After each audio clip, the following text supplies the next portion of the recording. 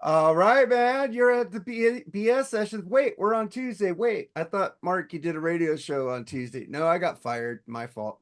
But thank you guys for listening to that metalstation.com. They will end January 1st, so check them out, man. It's my fault I'm not there. But man, so we decided to do BS early because our buddy right there, Andy Rodriguez, is doing something with his wife on Thursday. And we wanted him here because he's gonna pick. I know his picks are gonna be a lot different because tonight I'm doing it's my pick. I said pick your favorite album from the years 1980 to 1991. Each year you pick your favorite album that year, 1980 to 91, and we always do 11. So I went to 91, which probably made Andy a little happy on that one.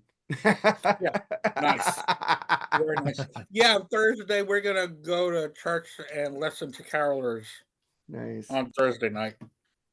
Well, let's get to my co-host with the most, Mr. Jerry Supe. What's up, brother? Oh, what's going on? Welcome to the Gridiron Smack. Wait, no, we just did that one. It's Tuesday. What the fuck is going on here, man? Okay. No, I'm just kidding. Yeah. Welcome to the show again. Interesting topic tonight. I think we're having another guest coming on here joining us late. I won't say his name until he pops it. I'll leave it to a surprise because he's so damn good looking. I want you to be in the awe and shock when his head pops on the screen, So anyway, I'm not funny. Introduce our guest tonight, my partner from a few shows now, Andy Rodriguez from our Gridiron Smackdown show. We just did that, and we just got done with the show for our 3 Shots Down podcast, man. Did a really good show last night. Yeah. Finally got it to where I think we got it really, really good. So how you doing, Andy? I'm doing all right. A little busy lately, but other than that, I'm kicking it, man. Yeah, you got something going on with our show, and I think the Blackspinner is going to start taking off now. I think you guys are going in a really good direction now. So thank you. Yeah, did you guys get any more subscriptions? I have not looked. Oh, dude, I need to look because sometimes there's, it took me like a year to subscribe to Mark's Freeform, so maybe I didn't subscribe because I'm horrible. No, I'm subscribed to it. To it. I'm just saying he had I'll check it. He only had 77 subscribers, and that's a shame. You guys, if you're watching this, man, go subscribe to Blackspinner Circle on YouTube. I will check that after the show. Yeah, man. Yeah, tomorrow we're going to have Edwin Conestrossi and Will Toth. Yep. You guys doing Neil Young?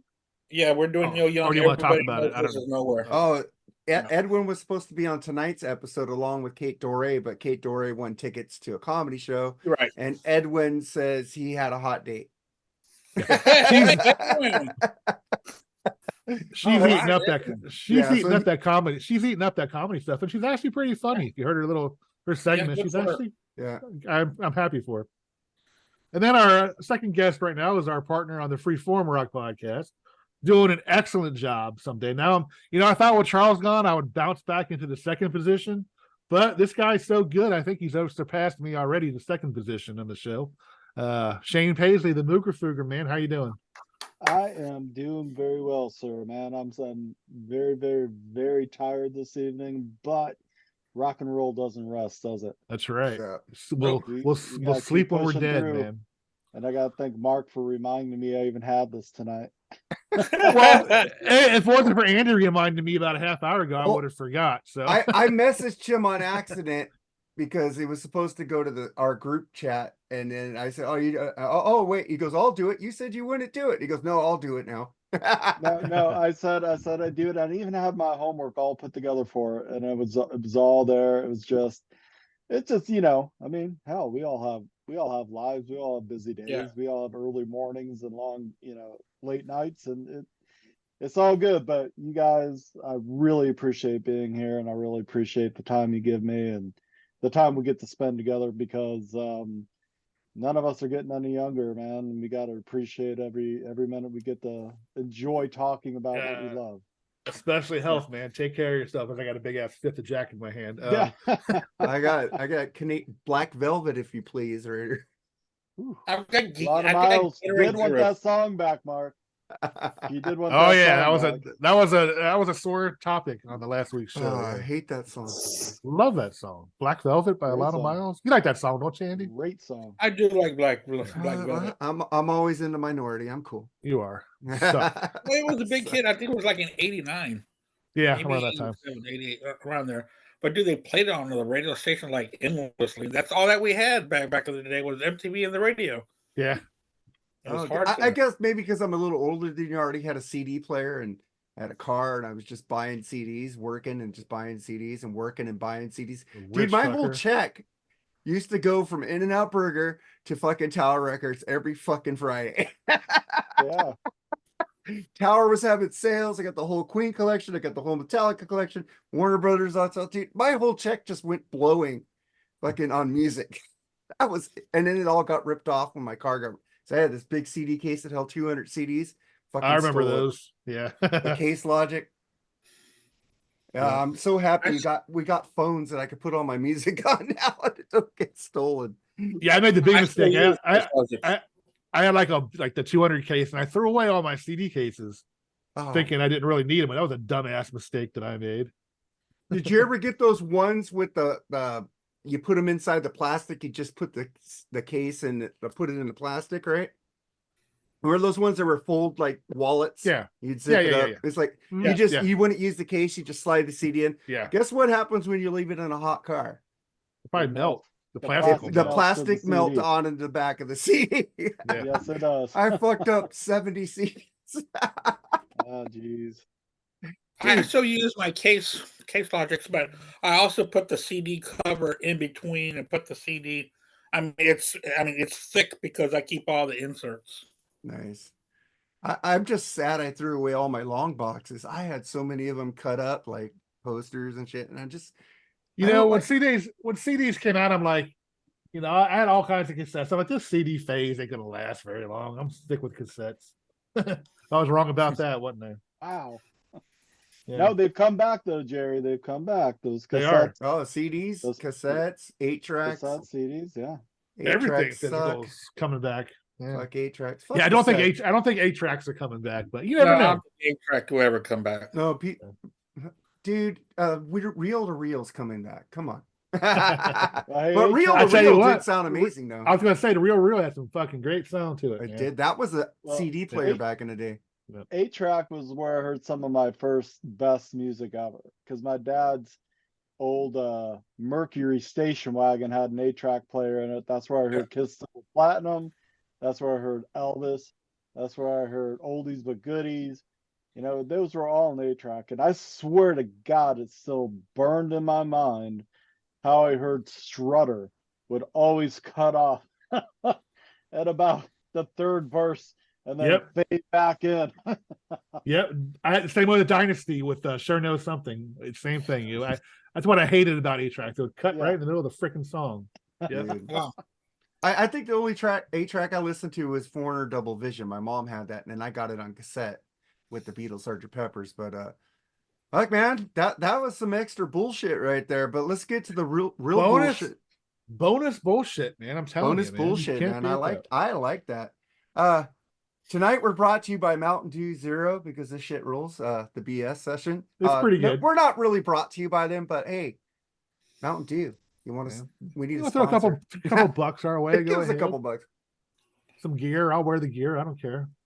All right, man. Let's get to a subject that people in our groups won't fucking like. Wolfgang says he's stoked about Sammy Hagar's 2024 tour focusing on music of Van Halen. Jerry? I'm not gonna sit here and badmouth it again. Just nothing to say about it. How I feel about Sammy Wolfgang Hagar. Saying that he's happy. Good. I'm glad. I mean, it's always good, I guess, in their position, not ours, but to them, it's more important for them to get along than it is for us to be fans of certain genres. You know what I mean? So good for them if they're getting along, but I could fucking care less. It's Sammy Hagar. Oh my God. What about you, Mooger? I love it. I'm excited. So, but then I'm a fan of both eras, and so yeah. Yeah, I'm What do- definitely in the I'm in the minority now because Charles is gone. Uh, I'm the one that's going to get beat up now. No one's gonna, nah, no I'm one's not gonna gonna beat get up. beat up, man. No No one's Mark's gonna like, get you beat up. deserve it, you motherfucker. You deserve it for all the shit you've given me the last few years. Who? Nobody deserves anything. I'm just man. kidding, dude. I'm just Yeah, man. And then what do you think about it, Andy?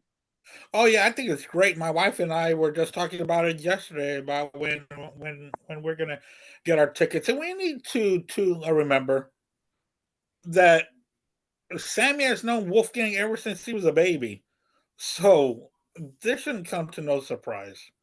And I don't think there has ever been any animosity between Wolfgang and Sammy. It's all this media BS, man. It's just bullshit. And I'm so glad that Sammy's doing this. He's got every right to do this.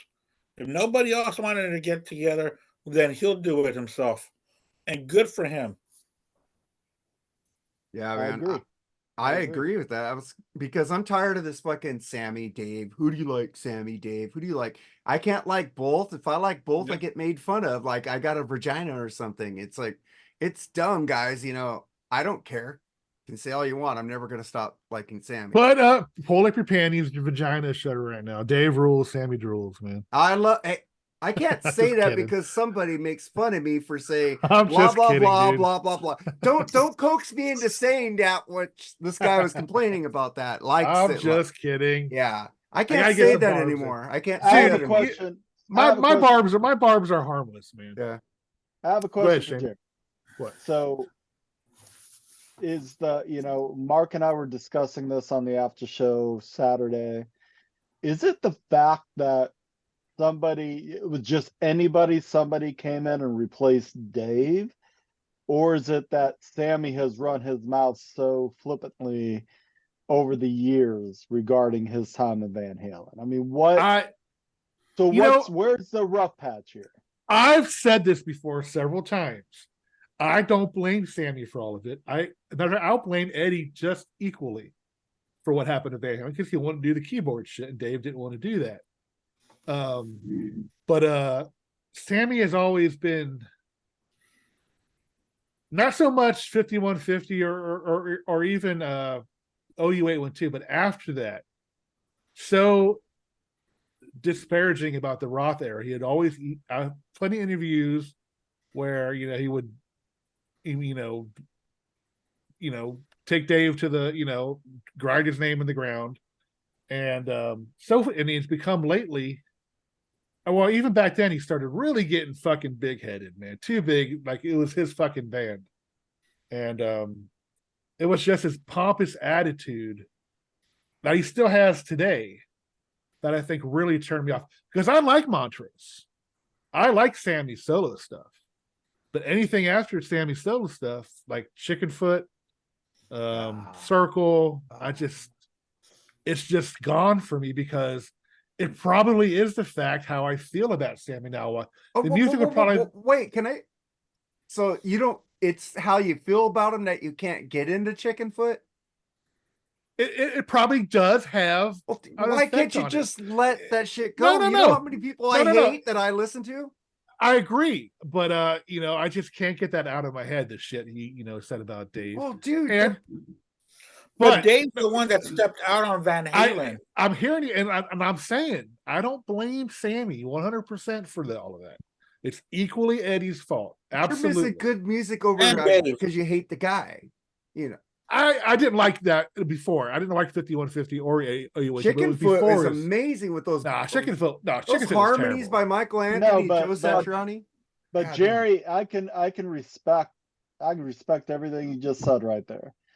Yeah. You were turned off. You were turned off by his ego, his attitude, maybe towards the Roth era, kind of getting a little bit big for his britches in that sense. I see that.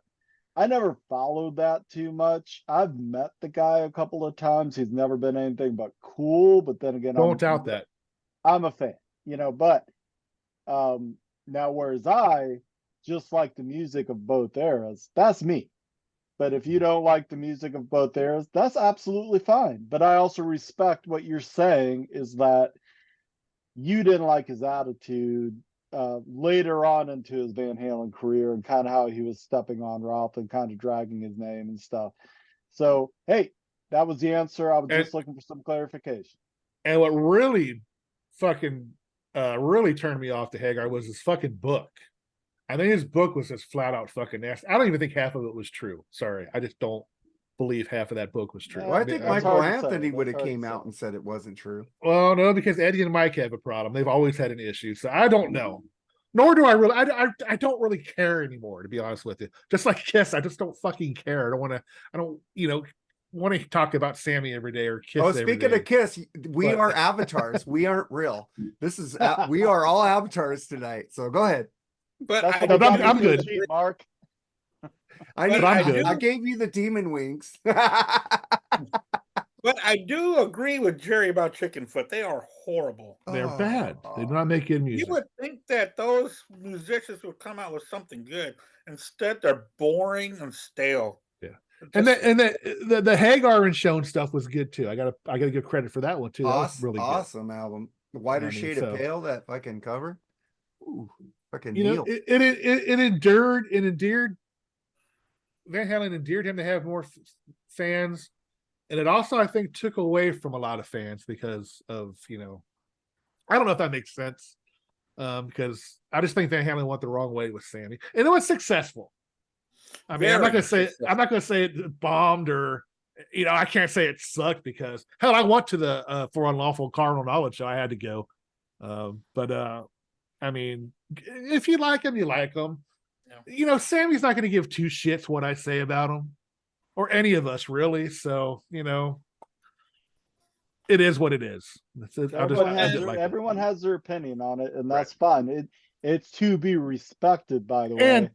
And to be honest, and when you get into a group with a bunch of people that don't like Sammy Hagar, it's easier and funner to make fun of them. It really is. I'm being honest. You know what I mean? So that's just human nature, sir. It is exactly. But then I've always thought would Van Halen would have kept on going if Dave would have stayed, because that kind of music with Dave was fading, and when you put Sammy in there, it really moved Van Halen to a newer, fresher direction. No, it made I like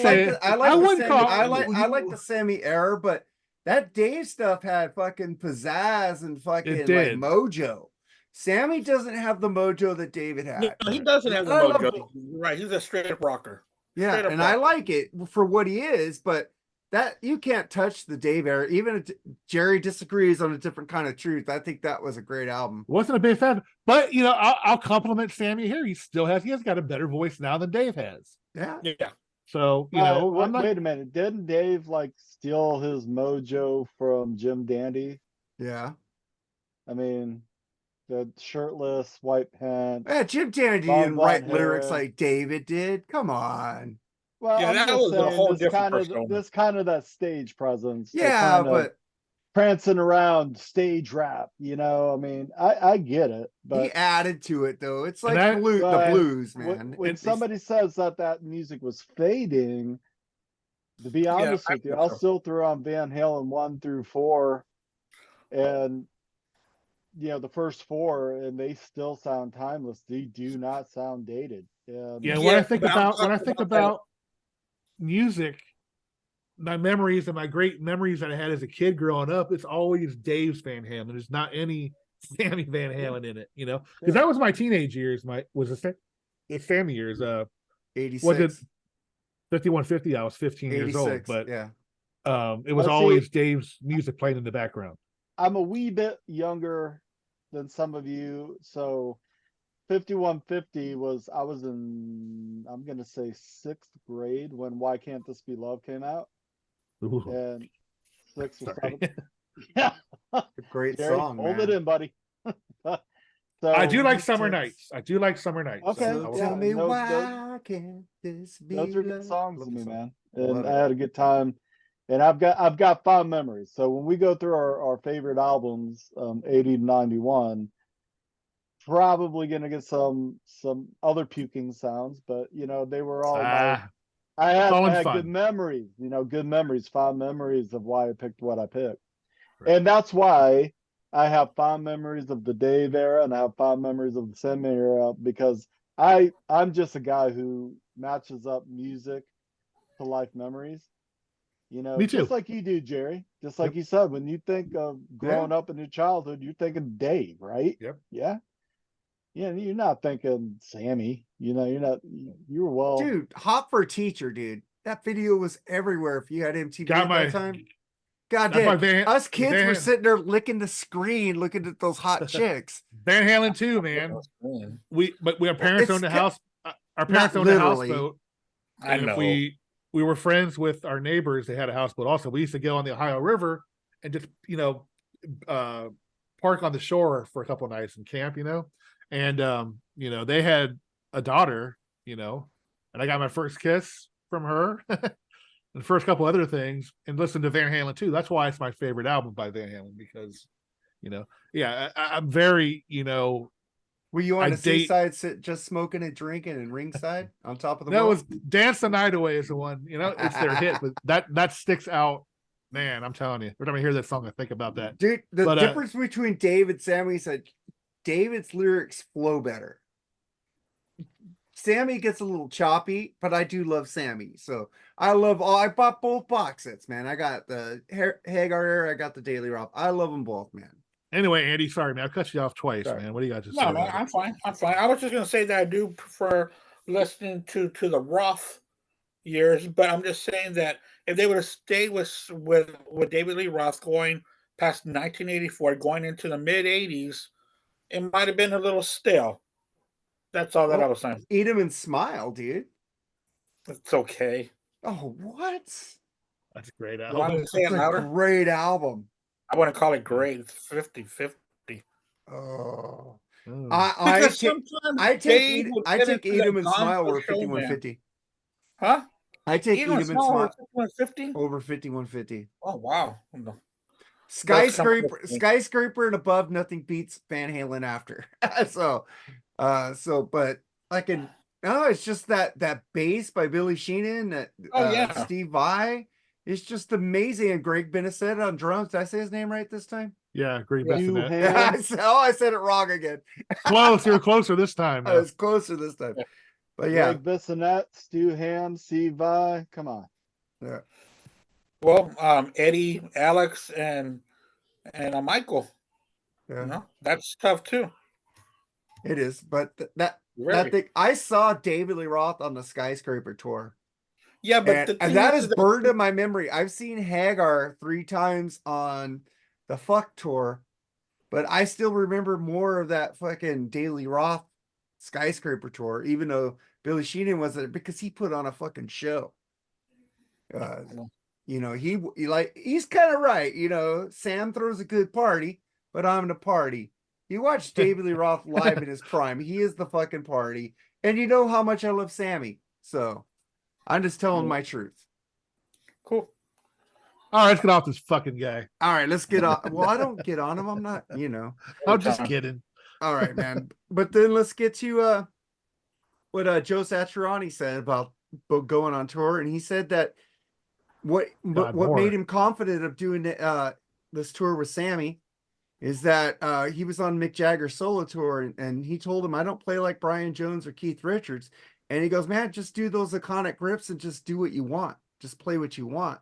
So he said, that's how I'm going to approach this with Eddie stuff. I'm going to add my own flair to it, but play that iconic riff of his and not try to be Eddie, just to be myself. What do you think about that, Mooger? I think it's a fair assessment, man. First off, ain't no one going to replicate Eddie. Okay. And there have been many guitar players to go out there and play Eddie's stuff, and it's Satriani's going to sound like Satriani. Everyone wanted to give him shit for fucking up a little bit on the Howard Stern show. Well, they didn't exactly have a whole lot of time. Nuno Bentoncourt from Extreme said, don't fuck with him, because Nuno can't play that beginning to Mean Street either. No. I mean, come on, man. That's nobody knows how he did it. Nobody knows how they said there's on YouTube. There's a bunch of people, amateurs, playing it, man. Yeah. Really? Well, Yes. yeah, of course. There's people who've had, ample time to masturbate in their bedrooms and play their guitar 100 hours a day and get it all together. You No got a big camera deal. in my house, man? What the hell? I do. Hey, Jerry, no judgment, brother. No judgment. Well, you are big sexy, right? That's Uh, true, man. No, man, I think Satriani's a great pick. I've seen that man a couple of times live, met him a couple of times, and no nicer dude. No more. I mean, come on, man. For one, he's one of the very few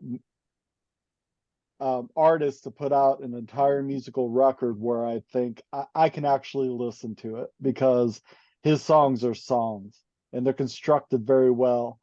And I want to listen to them, and I will listen to them there's not a bad Joe Satriani solo album, except half that album where he sang. That wasn't okay. Well, he had one that was called something like The Wizard or something. It was like 26 songs. It was too much. But anyway, as far as him playing Eddie Van Halen, he's going to do his best. And my God, it's Joe Satriani. He's going to do just fine. No one's going to, I mean, there's going to be haters, that's fine. But he's going to do okay. He's going to do better than okay. He's going to do phenomenal. But, Mean Streak, or whatever he was trying to play there, on Howard Stern, his worst day isn't somebody else's best day. Okay. So he's gonna be fine. I like the fact that they're gonna go out, they're gonna honor him, they're gonna do some music. Yeah. And where he lands on how he plays things, oh my God, there's gonna be so much criticism, because that's all we do anymore. We just sit behind glass. Well, he's with Sammy, so punch our phones. Nobody hated Joe until he went into Chicken Foot. Let's put it that way. Because You might be right about that. He aligned himself with Sammy, and then all the haters started coming out. I never heard one bad word about him until he went into Chicken Foot. Really? Yeah. Well, I'll let the music speak for itself in that band. What about Why you, did Andy? he start getting hate in Chicken Foot? Because he was with Sammy. Fucking terrible music. Just the album sucked. No, I because will honestly say that it wasn't the strongest material I've ever heard. You And I got, think you he's, but Will it's not Ferrell- bad. Will It Ferrell on doesn't the drums. rock. I like the album. It has both albums do. got a good groove to it, man. when did Will Ferrell start playing the drums with them? Turning Left is a fucking great song. Nobody caught that one, I Turning don't Left. think. Oh, whatever. Yeah, I caught the Will Ferrell thing. Chad Smith. Yeah, I got it. Yeah. All right, Andy, what do you think about Joe saying he's not going to try to play like Eddie? It's the same thing that happened with Warren Haynes when he joined the Allman Brothers. He was kind of hesitant to join because he didn't want to be compared to or be unable to play like Dwayne. But the camp told him, man, just be yourself and just let the music take you where it takes you. We're not hiring you to play like Dwayne. We're hiring you to play like Warren. So that really left Warren Haynes to really be more loose. So this is said to a lot of musicians that take over bigger shoes. It's been said a lot to them, just to be yourself. Don't play like them. If you get into the song and you play differently, you play differently, So, I think Joe's going to do a great job, and it's going to be a good tour, and I can't wait to see it. I'm going. I need to get tickets, man. I got tickets. They're playing at the Forum, man, the fabulous Forum. Jerry, What? what do you think about Joe? Do you really want me to say anything about it? Come on. Dude, you don't like Joe now. I was never a huge Satriani fan. I like the surfing with the alien shit. What was that? Flying in a what I don't know. Blue what the fuck Dream, the where album he was. sang. Yeah, but Yeah. there's Crystal Planet's amazing, dude. I don't He's really. awesome. I never really followed him. I know he taught a lot of people. I think he taught Kirk Hammett and them, right? Am I Yeah. correct on that? Yes. I never was. And Steve Vai. Until the last. No, he helped Steve Vai. He took No, guitar that lessons. was all Zappa. Zappa got a hold of Vi, and when Steve Vai was 18. No, Joe Satriani did train Steve Vai also. later.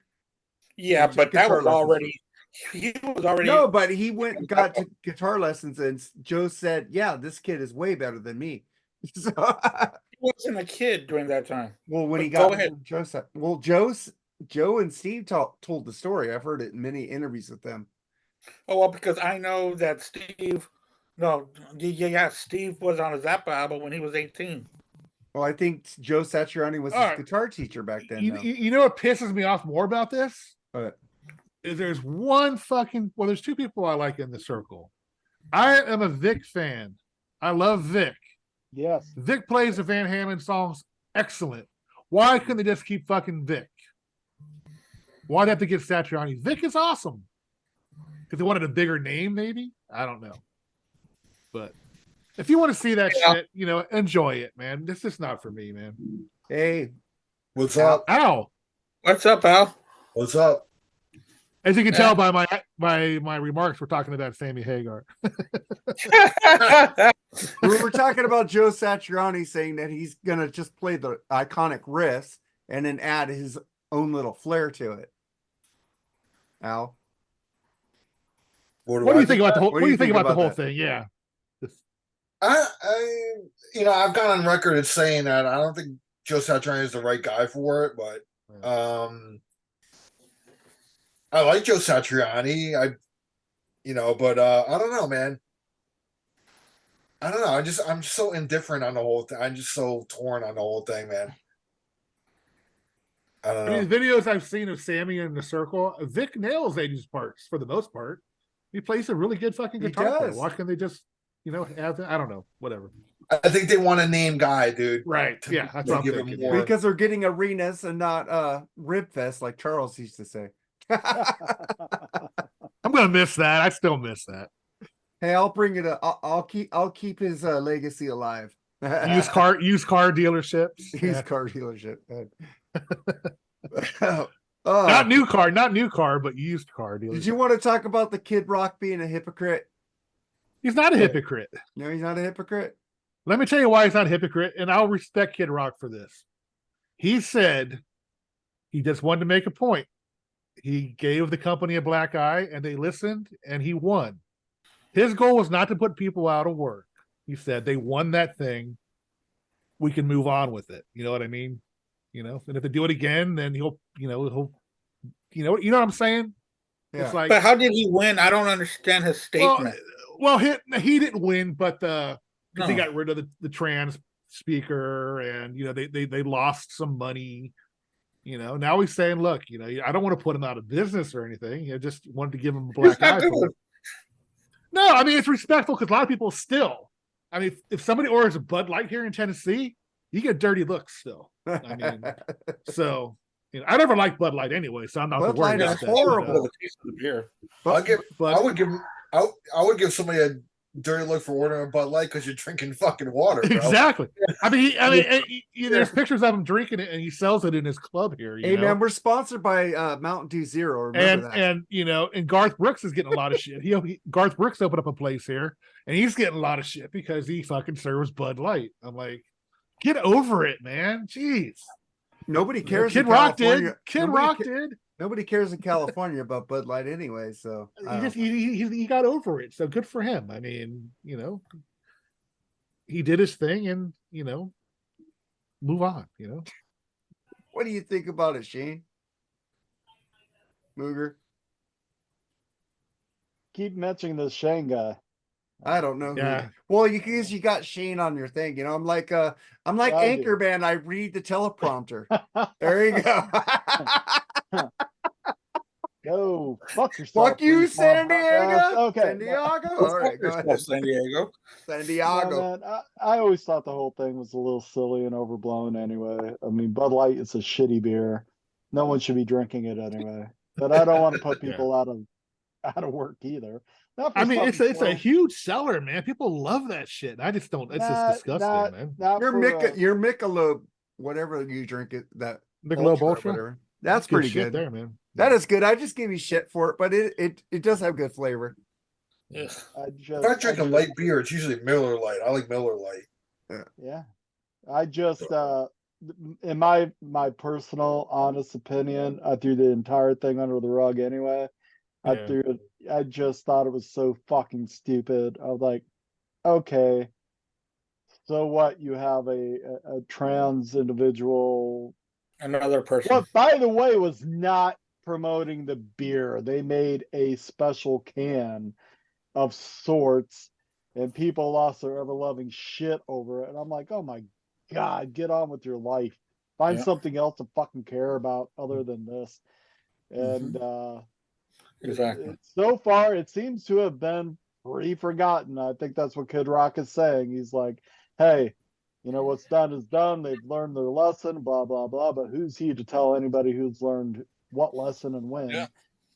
But it just is what it is, man. I mean, I don't have time in my life to worry myself with this bullshit.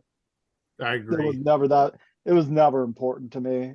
It was under my radar, and I didn't pay much attention to it. So Yeah, cancel culture and all fucking it just I don't like it, and everybody's fucking guilty of it. It's just ridiculous, man. It's you like what you like, Yeah.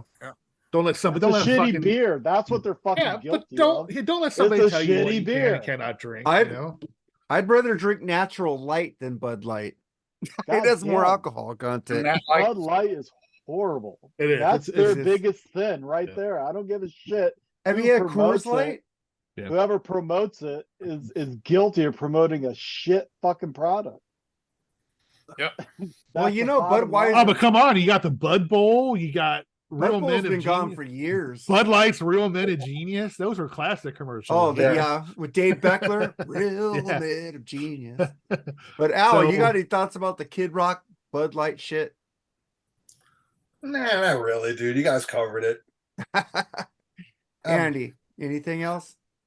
Yeah, I really didn't follow it before. I was like, oh, that's fucking dumb. But then I know that when I was 20 or 21, when I started drinking beer, I started with Bud Light and I stopped drinking it because I thought that's how all beer tasted. Well, later on down the road, I was very surprised that Bud Light is bullshit and it's horrible beer. It's Now the that worst they're beer ever. good and There's every terrible. other I light don't beer is I better. don't know how people drink that shit.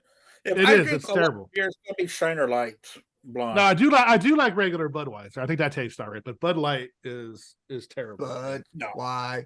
And besides, I drink IPAs right now. So IPAs rule. I love IPA. I love IPAs. Mark likes fruity beers. I like IPAs, bitch. Yeah. Hey, don't get mad at me. I'm sorry. Let me get you. Let's get to the next story, man. What was it? I had it here. Oh, we talked about Kid Rock. What about Ozzy Osbourne says he doesn't want to be called metal? He never liked that term, Jerry. I guess it was a slow music news week or something. I don't know, but who cares, man?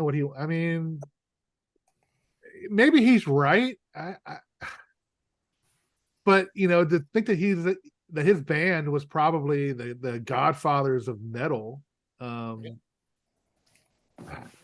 I don't know. He has the right to call himself whatever he wants to be called. I guess He called himself the Prince of Darkness, for God's So, sake. yeah, I mean- that isn't metal.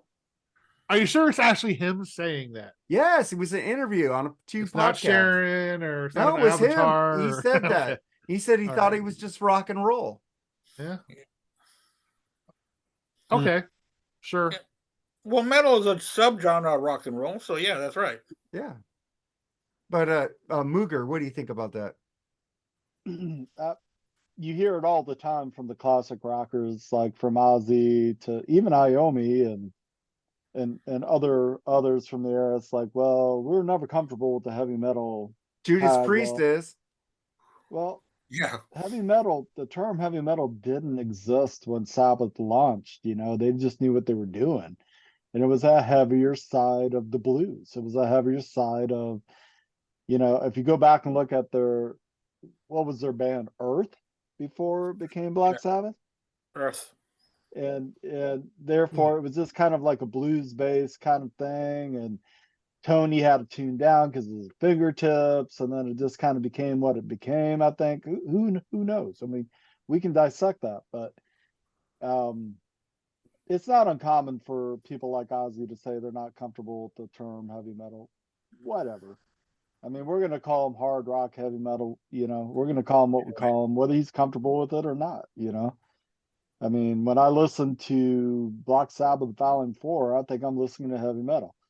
When I listen to Ozzy Osbourne's even Bark at the Moon or Diary of a Madman or Blizzard of Oz, I'm thinking hard rock, heavy metal. So whether he likes that term or not, he's going to be stuck with it. So that it's kind of a moot point whether what he thinks of it or not, because people are always going to consider Black Sabbath, Ozzy Osbourne heavy metal. Put a fork in it. That's what you got. What about you, Al? Well, Lemmy didn't call himself called heavy metal either. He just was just rock and roll, I don't know, Ozzy, I don't know, Ozzy just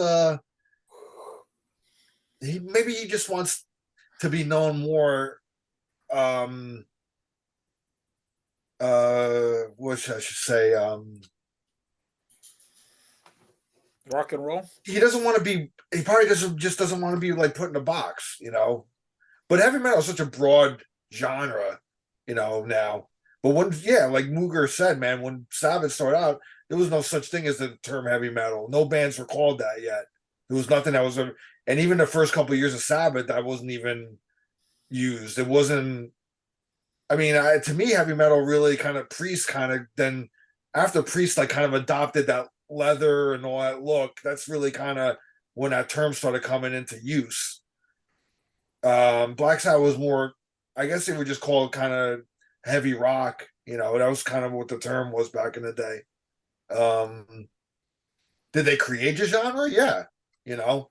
I don't know. Maybe Ozzy just doesn't want to be put in a box or something. I don't know. But I think that's what he said. He didn't want to be put in a box. Okay, well, I didn't hear him say that. He said because of heavy metal, like if you want to do something acoustic or something lighter, they're going to get mad at you.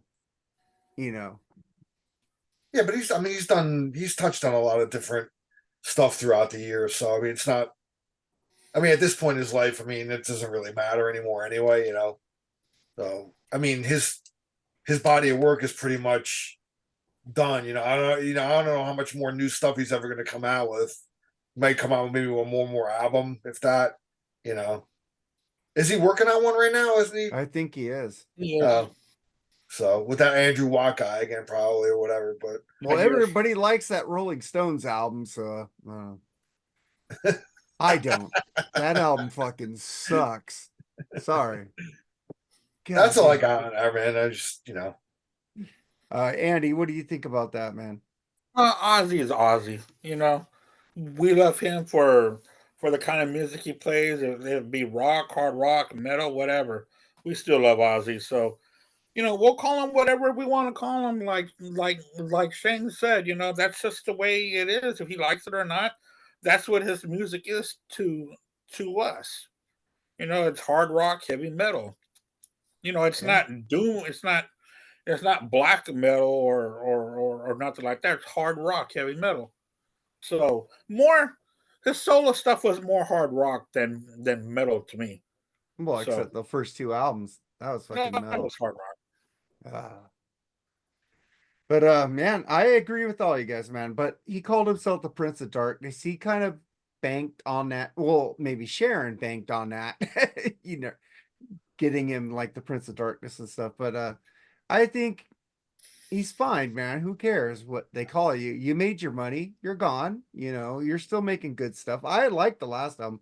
I hated Ordinary, man. That was a horrible album. Yeah, but let's get to what we're doing tonight, man. Let's get to our favorite album from 1980 to 1991 that I picked, and we're gonna start with 1980. Andy, 1980. To me, there's only one answer for 1980. There were just AC/DC, Back in Black. Good one. One of the best albums ever. From the first track to the last track, perfect album from beginning to end. There's not one track on here that that you get, kind of, okay, well, let's see what the next track is. No, this is 100% rock and roll, hard rock right here. AC/DC is Back in Black. Nice. I'll go next. 1980. I'm going with stuff that I was kind of listening to during this era or at this era. So I wasn't into AC/DC at that time in 1980, but I was into REO Speedwagon, High Infidelity. I love that album. I love this band. And my wife always asks me, why do you want to keep seeing them?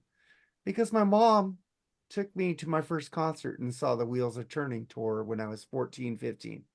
So it has a lot, this band has a lot of good memories for me. And this album has Gary Richrath is a very underrated guitar player. And he wrote some great songs on this album. Take It on the Run. Gary Richrath right there, man. Even Kevin Cronin says this is Gary's song. It's fucking cool fucking album. They have some cheesy songs in there like In Your Letter, but it's still pretty cool. In Your Letter. Ooh, in your letter. I still like it, But we get to your 1980, Mooger. Well, I tried to pick albums that had a special meaning to a memory with me. And in 1980, it would have been the fall of 1980. My dad took me to the mall, to the arcade. If anybody remembers that, you used to put quarters in the machine and play a game. Oh, yeah. And on our way out of the arcade, the Musicland Music Store had I remember that. had an entire showcase of Kiss Unmasked. And it had to have been it had to just been released, but as a kid who was a Kiss fan, Charles is loving you right now. And being in first grade, as I was in 1980, actually coming out of kindergarten in the first grade, I just couldn't stop looking at that record. Well, fast forward to March of 81, I got the album, but it was released in 1980, and that record, I cannot even tell you how much that record means to me. It means the world to me. I know it's a very divisive record as far as the Kiss community is concerned. But hey, you and Charles could like hug each other and say, I love you, bro. Everyone be damned, because there's not a bad song on that record. When everyone asks me, what's your perfect record? This is one of them for me. And awesome. That's just coming from the Mooger. And my favorite album, 1980, in Mark, I originally picked High Infidelity. That was gonna be my record, but I had to change it to Unmasked just because of the memory. That's cool, man, because memories are good. Like Charles said, that was his first Kiss album, so that was my first one. My 9th birthday. Boom. At the very bottom of the square box, I saw this very thin wrap gift, and I was like, oh my God, I hope he got me that record. Oh my God, I hope he got me that record. And I tore into it. And above the roller skates and above and whatever I had else, at the very bottom was that Unmasked record. And that was, dude, it didn't leave the record player for a solid year, I'm sure. Oh, wow. That's a good album. It is. Jerry, 1980. Yeah, this is wow, we're off the bat with a tough one. Up until a few months ago, before we did the review on this album, I would have picked Ozzy Osbourne's Blizzard of Oz, but since we did the review of Black Sabbath's Heaven and Hell, man, I've learned to re-love that fucking album again. It was either Heaven and Hell or Kate Bush's Never Forever. Oh God. I'm just kidding. I'm just fucking kidding. I know you are, but I hate Kate Bush. Edwin, Robert, enjoy. Millions of people like her. Oh, who cares? So millions of people like Backdoor Boys. Do I care? But no, I mean the songs on Neon Nights, Children of the Sea. I mean, all those fucking Wish You Well, just all great tunes off that album, dude. I love it. My second favorite Sabbath album, and it's definitely my favorite of 1980. I know, Children of the Sea. I had to pick that album so I could pick that song. Remember? I said I had to pick that album so I could pick Children of the Sea. Fucking great track. Great pick, Jerry. Al, what's your 1980? I gotta laugh, man, because I had some sort of brain fart. I thought you were going from 1970 to 1991 for some reason. So I did a 21 whole list. years. I did a whole list from 70 to 91. I We'll don't know keep her why. 70 because we'll use that again. Yeah, we'll do I'm just 69 gonna I'm gonna rip the sheet in half at 1979 between 1979 and 1980. So all right, so starting at 1980. Let me just fold up the sheet here. 1980. That's a hard year, man, because there's a lot of great albums, man. fuck. But Oh yeah. I gotta go with my favorite Rush album of all time, and that's Permanent Waves. That's the first thing.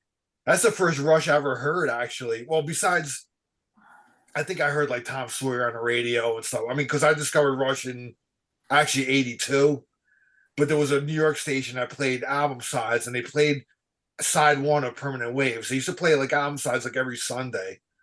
It was a New York rock station, and I used to record off the radio like the album side. So I didn't have money to go out and buy albums, so I would just record the album sides and listen to them. And they played side one of Permanent Waves, and I was like, "Who?" And I was just so intrigued as a 10-year-old kid, and I was like, "What the hell?" Like I just liked what I heard. I didn't understand it or whatever, but I was just like, "This is awesome," And so, really, Permanent Waves is really kind of the first Rush album I ever really heard. I mean, I bought Exit Stage Left. It was my first one that I bought. But Permanent Waves, to this day, if I had to pick one Rush studio album, Billy Ocean.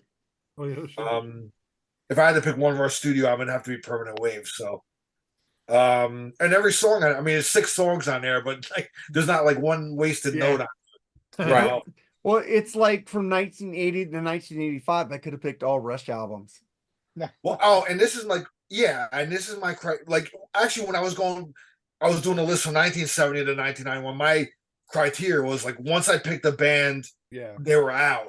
That's what I'm Like doing. I didn't want to pick a band twice because I wanted to kind of showcase different artists. So I mean, I could have easily picked like 3 Rush albums, 4 Rush albums, Yeah.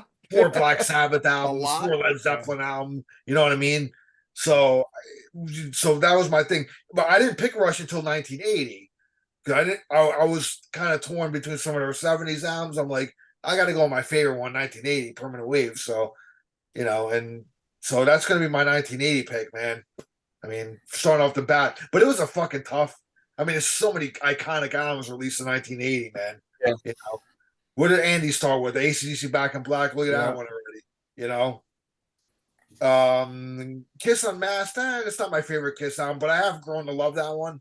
It's a good one. That was like one of I said on the Kiss podcast that me and Andy did that album was like one of the last albums I bought to finish up the discography. So I didn't get that album too much later, But yeah, man. I mean, 1980, man, a lot of great albums. So that's my pick, Rush, Permanent Waves. Yeah, I could have picked Rush for the first 5 years. It's like, but I had to pick one, and then one I would have picked. I couldn't pick because I needed to pick that album. Same thing with Permanent Waves is a great album. Great pick, Al. But Andy. And 1981 was tough. Let me tell you why. So who did you pick? In 80. Huh? Andy, who'd you pick in 80? No. Who did you pick, Mark? I picked Aria Speedwagon, High Infidelity. That's it. Okay, all right. Sorry. What was yours? Did you pick one, Andy? Yeah, I did. He started with Back in Black. Oh, Back in Black. My bad. So go ahead, Andy. 81. No, 1981 was tough for me. It was between 5 albums in 1981. I listened to Rolling Stones' Tattoo You. Didn't make the cut for the best. Listened to Rush, Moving Pictures. Still didn't make me pick it. I went with Van Halen's Fair Warning. No, not quite. I put on Journey's. Oh shit. Escape. What was Journey? Escape. Still didn't do it. And I finally picked one for that one. Genesis Abacab. That's a great album. For 1981. But it has that one song on there that sucks. Oh no, I think it's all Who Done It? You like Who Done It? Yes, I do like Who Done It. Ooh. I like side 2 because side 2. Hold on, that's my opinion, Mark. I know it is, but I'm just giving you my opinion. Who done Yeah. it is horrible. You're like, oh, boo, when someone says something. Go you don't get like. him, Mark. Go get him, Andy. I'm sorry, Andy. I didn't mean it that way. Well, Go get him, Abacab, Andy. side 2 is more of a pop prog sound, I agree. and they stick in Man on the Corner in between those. And side 1 is pure great early pop by them. So I'm sorry. I'm sorry about that, Andy. I didn't mean that. I know. I was just busting your balls because it doesn't Well, really bother don't me. do that to me because I'm sensitive. So, 81 Abacab for me. All right, so then I go to 81, and I couldn't pick the one I really wanted to pick by Rush, so I had to go to my second favorite by Rush because I had to pick an album in 82 that had to be picked because I love that band. But Rush, Moving Pictures, 1981. That fucking album is amazing. Not one bad song on it. It's a very good album. I was love listening to Aaron Camaro and Aaron Christensak today on their new episode. They were talking about, did Rush write in the Limelight about Kiss? I was like, damn. I go, because they lost their integrity and stuff like that. It says maybe they wrote it about how they changed. And I go, that's I a haven't good. listened to that yet. Yeah, that's a great. I'm sorry for ruining that part for you, but it kind of made me think with Rush Moving Pictures, and I have a new appreciation for that song because it's kind of true. But Rush Moving Pictures, 81 Mooger. 81 for me. I could have picked several. Like it was like Andy said, it was a very, very tough year. There could have been several from 81 that were good picks. But I'm gonna go with Escape because Oh, it's a great album. I mean it's an iconic album, and if I remember right, my buddy had an Atari game that was Journey Escape. Yeah, I And we remember could that. just continually play, a Journey song over and over and over as you sat there and flew through space and like knocked shit down or whatever you did with it. I don't know. You had to run from like groupies, and you had to. It was pretty funny, actually. Like pixelated fucking. Yeah, exactly. Well, the actual arcade one was a little bit better graphic wise. They actually had a real arcade one too for that. So right, but I think Atari was like 8-bit, maybe. Yeah. So, ColecoVision, man. Don't stop Atari, believing. Atari sucks. All the way ColecoVision was a shit. There you go. So anyway, just because I think it's an iconic Journey record, I go with the Journey Escape for 81. Well, that's a good pick, Jerry. Nice. I mean, there's a lot of great albums this year, but there's only really one for me, and that's Killers from Iron Maiden. Oh, I mean, it's my second favorite Maiden album, and just loaded with fucking great songs. Murders in the Rue Morgue, Wrathchild, and my favorite Maiden song is actually Prodigal Son. I love that song. It's a weird song for Maiden because it's got a lot of acoustic in it, but it sounds so amazing. Paul's voice in that song is just fucking out of this world. But yeah, I mean, probably my favorite album cover of all time too. Just badass all the way around. And so yeah, this was no doubt for me best of 1981. Yeah, Charles Trainer is going, yes, Jerry picked the real Iron Maiden. But Number of the Beast is still my favorite Maiden album though. All right, Al, what's your 1981? I struggled with 81 too, because my favorite Van Halen album was released in that year, but also my favorite Ozzy album was released in that year. So the dilemma for me was like Eddie or Randy. So I went with Randy, Diary of a Madman, Ozzy. To me, that's his crown jewel studio album for me. I mean, I love Randy. He's one of my guitar heroes. And that album for me is perfection. I love that album, man. I love the production of it. I love the songs. I love Randy's playing. And just makes me think of like where he could have taken the instrument further had he lived. Yeah. So I'm going with Diary of a Madman by Ozzy, man. To me, that's pinnacle Ozzy solo. Yeah. I also had that on my list. And for years, I always thought Blizzard of Oz was better. But recently, I put Diary on top of that. I struggle between the two, but ultimately, I always pick Diary. So much cleaner. I Yeah. think the production's a little bit better on there. They had a little more budget, and I think Randy was a bit more like realized on there. He had some touring under his belt, and I don't know. I love Blizzard too, man. I mean, you can't. It's just so. It's like one or the other, man. It's like you can't go wrong with either, obviously, but you know. Yeah. All right. So 1982, Andy. 1982 is a different story. Very easy. I didn't even have to listen to it. I put 1982 and I wrote it out. 1982 Iron Maiden, Number of the Beast. Everybody knows this. This album is in my top 20 of all time. Yeah. So Iron Maiden, Number of the Beast, no doubt about it for me on that one. Number of the Beast from beginning to end. It's fantastic. So my 1982, because there's so many great Rush albums in his first 5 years, that I had to put Moving Pictures above Signals, because Signals is my favorite Rush album. So, but You mean this Below, band, right?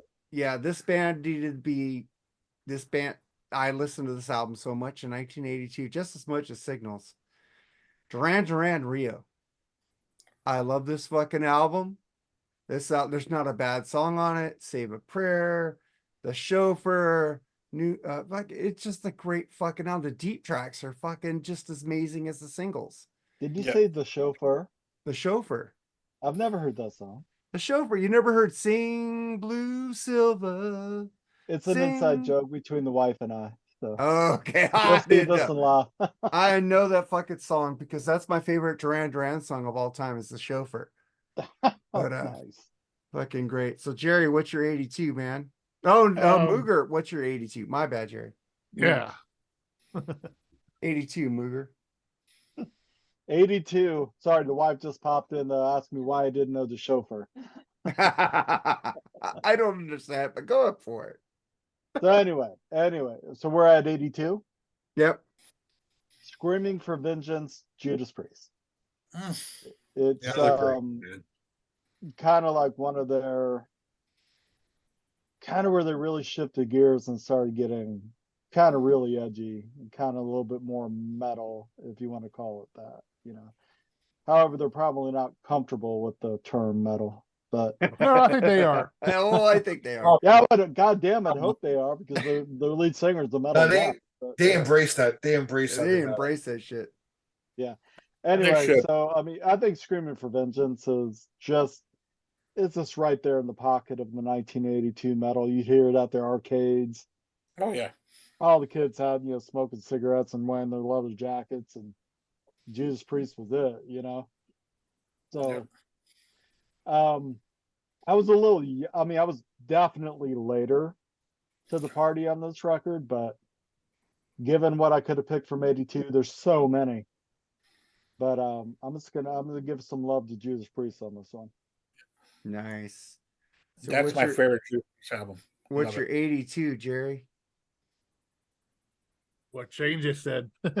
Screaming for Vengeance, man. What a fucking great album that is, dude. A fucking Electric Eye with what the fuck Hellion. is it? The Hellion. Great album, no? Yeah. Another Thing Coming, fucking A, Riding on the Wind. I mean, all kinds of just fucking Devil's great Child. fucking tunes. Devil's Child. I mean, fucking love that song. You're the devil. Yeah. It was just the live version of the Hellion, Electric Eye, and Headbangers Ball every fucking week was just killer. Man. I mean, just awesome memories with the songs off that album. The cheesy ass video for You Got Another Thing. Well, all their videos are pretty cheesy, but still, yeah, that's a great fucking album. It's my favorite Priest album. So that was I'm surprised nobody gave MJ some love for Thriller on this one, but that was definitely so close, Jerry. That was so close. I thought one of us. I listened to that album, but fucking Duran Duran Rio, I listened to way more than Thriller. Yeah, but yeah, this Screaming for Vengeance, hands down, my favorite album of the 82. So Al, what's your 82? Well, Andy, hold up that album again, because I'm agreeing with my partner in crime there. My Blackspinner partner there, Iron Maiden, Number of the Beast, man. My favorite Maiden album. My first one that I ever heard by them. And That's my 1982 pick. I mean, the 82 was, yeah, with Screaming for Vengeance, that was tough, and there was some other ones in there that was tough, you know. But ultimately, yeah, I went with there's my man Eddie there, and that's it, man. Iron Maiden, Number of the Beast. I love that album. Still do to this day. Nice. Great album, man. Although the Diano era is my favorite now too, though. Actually, Yeah. It's cool, man. I'm just it is. That's cool, man. Everybody likes Diano except me and Jerry. We're talking about. I love fucking Diano. No, but we're more. But you like the Bruce Dickinson era better. I like them both about the same. I like Blaze Bailey, so come on. Oh fuck! Who am I to judge? He's an Iron Maiden nut swinger. Exactly. Yeah. He is. Do no wrong. Man. Hey, but what's your 83, Andy? 83. Oh, man, MTV was booming. I was 8 years old. I was loving it. And this band was all over the place. Def Leppard's Pyromania for 1983. That's a gateway album for a lot of people, man. Getting into heavy metal. It really was a gateway for me.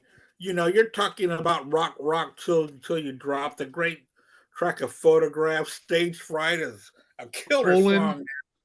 Foolin's my favorite Def Leppard song. Die Hard the Hunter, Foolin', Rock of Billy's Ages. got a gun. Dude, it's just, that was the whole thing is fantastic from beginning Coming Under to Fire. Yeah. That was my criteria for this. Every song on the album had to be top notch. It couldn't be, that song's okay. No, everything had to be the best. Like these albums that I picked have to be like the greatest hits. So, Def Leppard, Pyromania for 83. Perfect record. Well, like you said, Al, Def Leppard was a gateway for a lot of people. And I've said this many, many, many times. This is my gateway album to harder metal and rock. Without Def Leppard, Pyromania, I wanted to like Metallica. I wanted to like Anthrax. I wanted to like In Testament. I wanted to like all those other bands, you know. The B-52s. Oh, fuck. I love the B-52s. Fuck off. But Pyromania, man, fucking, like you said, Die Hard. The deep tracks on our album are just as good as the singles. Yeah, they are. It's like Billy's got a gun. He's gonna. They could have had more singles off that album if they milked it more. I know, man. It's just like it's a it's a fucking perfect album. It's fucking ear candy as fuck. Which I don't want to give too much away because we have not reviewed this album ever on the Freeform Rock. Everybody in our fucking ballpark knows that album, dude. Come on. Yeah. But they will milk the next album after that. They sure will milk the next one. Yeah, the next one's more controversial. Yeah. So what's your 83? And Too Late for Love. That song rules. What's your 83, Mooger? One of the okay, so we're gonna go like the Pyromania. That was definitely an album that got me gatewayed into listening to the other heavier stuff. To me at the time in third grade, the heavier music. So that kind of led me directly straight in the Shout at the Devil, man. It's to me, and in my opinion, it is one of my favorite perfect records. There's almost, I won't even skip over Children of the Beast. So, I mean, I love that album front to back. I have so many great memories associated with that record. So I'm going to give some love to Motley Crue, and I do not give a lot of love to Motley Crue, but I will on Shout at the Devil for sure. They deserve love for that album. That's a great album. Yeah, it's a fantastic album. It's one of my favorites. It is. Yes, sir. Yeah, but I had to pick Def Leppard as between those two because I had Motley Crue shit like all over my wall at that time. But Yes, but I got into Pyromania before Motley Crue, and then I heard Motley Crue after. So that's exactly how it went for me, Mark. It was Def Leppard, and then it was Rat, and then it was Motley Crue. I love Rat too. Yeah. Man, I didn't pick a Rat album. Those Rat albums are fucking amazing at this time too, man. That's how hard. We'll get there. Oh, maybe. I hope so because I didn't pick it. So, what's your 83, Jerry? 83. I'm actually kind of disappointed in you, Mark. I thought we would be on the same page with this one. The Night Ranger album, right? No, I originally picked Kill 'Em All. I mean, Kill 'Em All, but I changed my mind because one of my favorite guitarists is Trevor Rabin, and 90125 by Yes is one of my favorite albums, man. So I had to pick that one. That's a Talk good about pick. it. Talk about a greatest hits album. But every song on that album is fucking amazing, dude. And Trevor is just an amazing guitar player. His new solo album is actually hit and miss. There's half of it's good, half of it's not very good. He experiments too much, in my opinion. But I mean, Owner of a Lonely Heart, It Can Happen, Changes. Those 3 songs right there are just, Yeah, those man, 3. especially Changes, man. What a great song that is, man. And then they do something like Leave It, weird as fucking shit at the time, and it sounded great, just them fucking do, and it sounded awesome. I mean, so yeah, That's that my one had to be- second favorite album, 1983. Yeah. So this one was, and there was a lot of good ones, man. I mean, There's so many. The Final Cut by Pink Floyd is not my favorite, but it is Pink Floyd for me. So Holy Diver, I think Eliminator came out in '83 too, right? Yeah. It did. I mean, all kinds of great albums, but yeah, I go back to that Yes album more than I do Kill 'Em All. Believe it or Well, not. I love go Kill 'Em back All. to the Pyromania and Yes, about the same. So, but Pyromania was just, I don't know. That was just my album back then. But Al, what's your 83? I'm gonna echo Mooger on this one. Shout out the Devil, man. Motley Crue. Yeah, I think that's my number one Motley Crue album. I like that one better than the debut. I go Shout, debut, then 94. Those are my top 3 Motley Crue albums, man. I do love, and actually I do love Theater of Pain as well. I actually like that one a lot. Me too. All right. I like Dr. Feelgood. But to me, Shout, like Shane said, man, it's a perfect record. Every song in there is fantastic, and that was a soundtrack of my life in '83, man. I had that cassette and I wore that shit out, man. All the time, man. It was just I loved it, man. And the imagery, the MTV videos, they were scaring parents, man, back in those days. Yeah, they were. You know what I mean? So the whole satanic panic was going on, and they definitely embraced that. Background messages on there, man. Yeah. Remember it said that in the liner notes? They did. It was on the very back. Like I think it says like if you play this record backwards, there's messages or something like that. So not only would he fuck up your needle, he'd fuck up your record and you have to buy both. Yeah. So yeah, Shout the Devil, man. 1983, man. Motley Crue. So looking back on the list, because I going through like because I started with 1970, like fucking idiot that I was. I picked a Sabbath album in the 70s, obviously, but I could have easily picked Born Again by Black Sabbath for this year because I love that album. That's my favorite non-Aussie era Sabbath album, actually. I even picked that one before the Dio albums. Me too. That's my opinion, but I love Born Again, man. I love that album. But at that moment in time, though, when I was a kid, 1983, Motley Crue had more of an impact on me, though. So it wasn't until like later on that I, listened to Born Again. So, but yeah, I gotta pick Shout at the Devil. That's the 83. What's your 84, Andy? You know what? I was just thinking. You know how we do deep dives into bands? Yeah.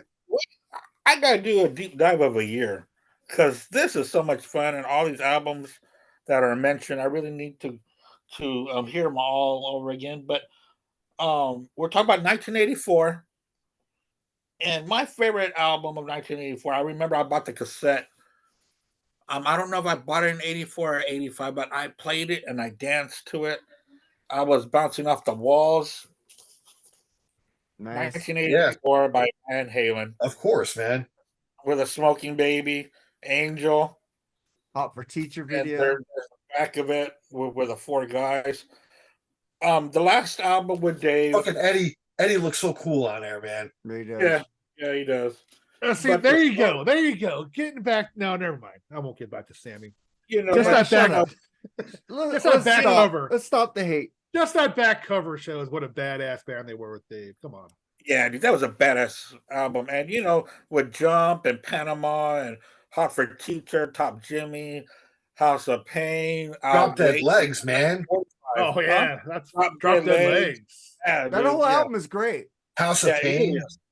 Yep, it's a great Oh, album. wait. Billy Ocean. And it's so Hair odd, big queen. Now we're sharing. Whatever. but it's so odd that they would Get break up out, this great album, you know. But get out that's of what happened. my head. Yeah, they into would they'd my- I break thought it up was at get out of my car or something. they'd break Get up out of at the my head, pinnacle of their into my car. success, man. Yeah, You know? yeah, they did. They were the biggest band in the world fucking during that time. Yeah. Yeah, oh, they were. They were. All right, man. I get to my 1984. Mhm. Bryan Adams, Reckless. Good album. I yes. fucking love this album. This album. Another is album just- where every song could have been a single. Yep. Yep. Yeah.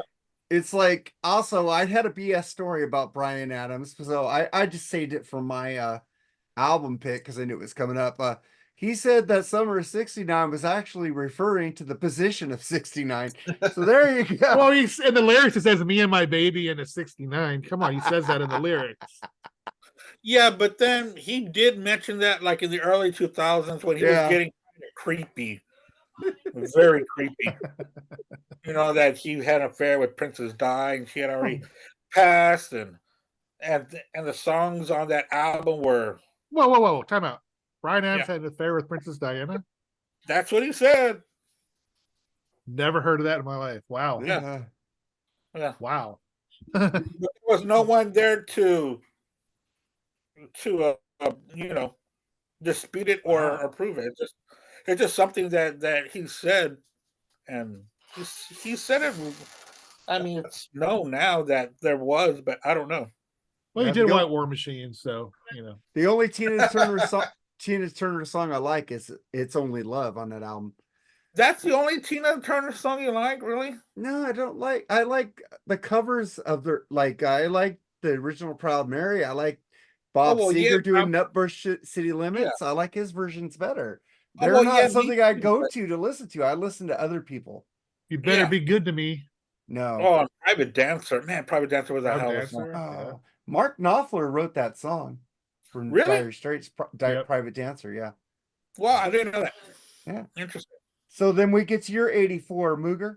Stuff for money. Do what you want me to. My 1984. Once again, just going with memories. Rock radio in my hometown of Northeast Indiana, Fort Wayne. Started to really finally embrace this band again. And they were making MTV headways again. And they kind of started making waves again, so to speak, and I wasn't so called out for liking them. But mine is going to be Kiss Animalize. It was a very solid effort. Wait, you picked two Kiss albums. I wouldn't pick two Rush albums. That's not. Well, that's no fucking fair. rule. You can be. There's no rule. I'm just giving him shit for that. I may But or go may ahead. not- Go ahead. Go ahead. There's no fucking rule about this shit. You There said wasn't the a rule, best but album just- from just each that year. Next year he'll pick Asylum. Then in '87 he'll pick Crazy Nights, and on and on. I'm just kidding. Ow! Stop it. You're ruining the whole element of surprise. So anyway, this album has just a soft spot for me. I loved it. I bought it. I remember riding my bicycle up to the corner drugstore, flipping through the albums, buying it, riding it home on my bike, putting it on my turntable, and just fucking cranking it up. My brother ended up seizing it for about 6 months. But yeah, I wouldn't call it a perfect album by any means, but it just holds a special place in my heart for 1984. Many records I could have picked from 1984. But yeah, it's going to be kind of heavy on the Kiss for me, man, because Oh my God. sorry, it just is. He loves Kiss. dude. Aaron Camaro is just giving you a huge hug through the video screen right now. I'm sick. No, he's not, because this show's not live. Oh, Love you, well, he Aaron. will later. All right. I'm joking. All right, Okay. man. Jerry, what's your 84, man? I mean, I agree with Andy. 1984 by Van Halen. I mean, come on, man. That's one of the best albums of the 80s, man. Again, you're talking about another Van Halen album with memories. We talked about all the memories I have as a kid with David Lee Roth, Van Halen, dude. That's a fucking album, was a huge part of it, man. And I say it before all the time we talk about this album. I never liked Top Jimmy, but I like every other song on that album, man. Just fucking, I even like I'll Wait, you know. Keyboards, yeah, I know. Go ahead. We won't talk about 5150. But shut up. still a great song. I mean, and Al mentioned Drop Dead Legs, dude. What a fucking great song that is, man. Just the guitar riff itself is incredible, man. But so yeah, that was kind of an easy one for me. 1984. Al, 84. Well, you know, the summer of '84, it was the soundtrack of my summer that year, and it's Van Halen 1984. Yeah. Damn. It's a great I album.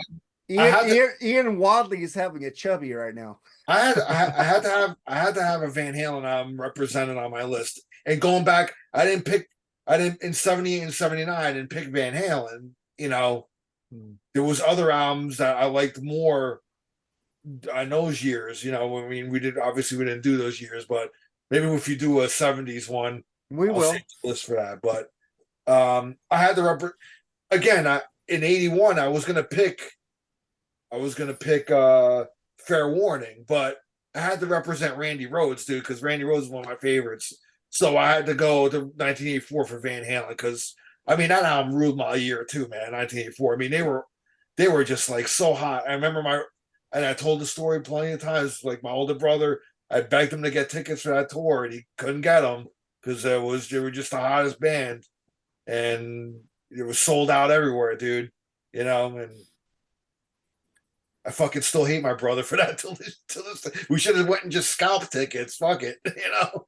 But 84, dude, Van Halen, man, I love that album. Yeah, we could do a 1968 to 70 one day. There you go. So you can keep that list. Andy, what's your 1985? 1985. I remember I was born in 74, so I just turned 11, and I got my first turntable, and my mom bought me some albums that I had asked for, and this album ruled my world, and it's still a really great album, and I still have the one that I got for Christmas back in '85, Theater of Pain. Oh, there you go. Good album. I mean, I know that sometimes this is shitted on, but City Boy Blues, Fight for Your Rights, Home Sweet Home, Keep Your Eye on the Money, Louder Than Hell, Save Our Souls, Use It or Lose It.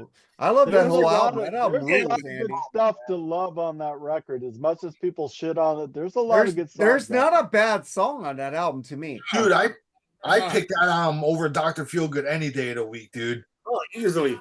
I would too. Yeah, but I like Dr. Feelgood. To me, Dr. Feelgood's the most overrated fucking. But they Motley got Crue Rattlesnake Shake. That song sucks. Oh, Jesus. Right there. Yeah, they glammed up. I said it but, you know, sucked. you know, Okay. Both albums are worthy. Both albums. I'd are like worthy. both albums. Yes. I remember I went to the mall and I made my uncle, who's maybe 5 years older than me, a Motley Crue t-shirt off of the insert of this for a Christmas. It was a blue shirt and it had this on the cover of it. They were badass though. Come on, Smoking in the Boys Room. That video was fucking amazing back then when you were a kid. But Home Sweet Home, man, that was Home just, Sweet Home.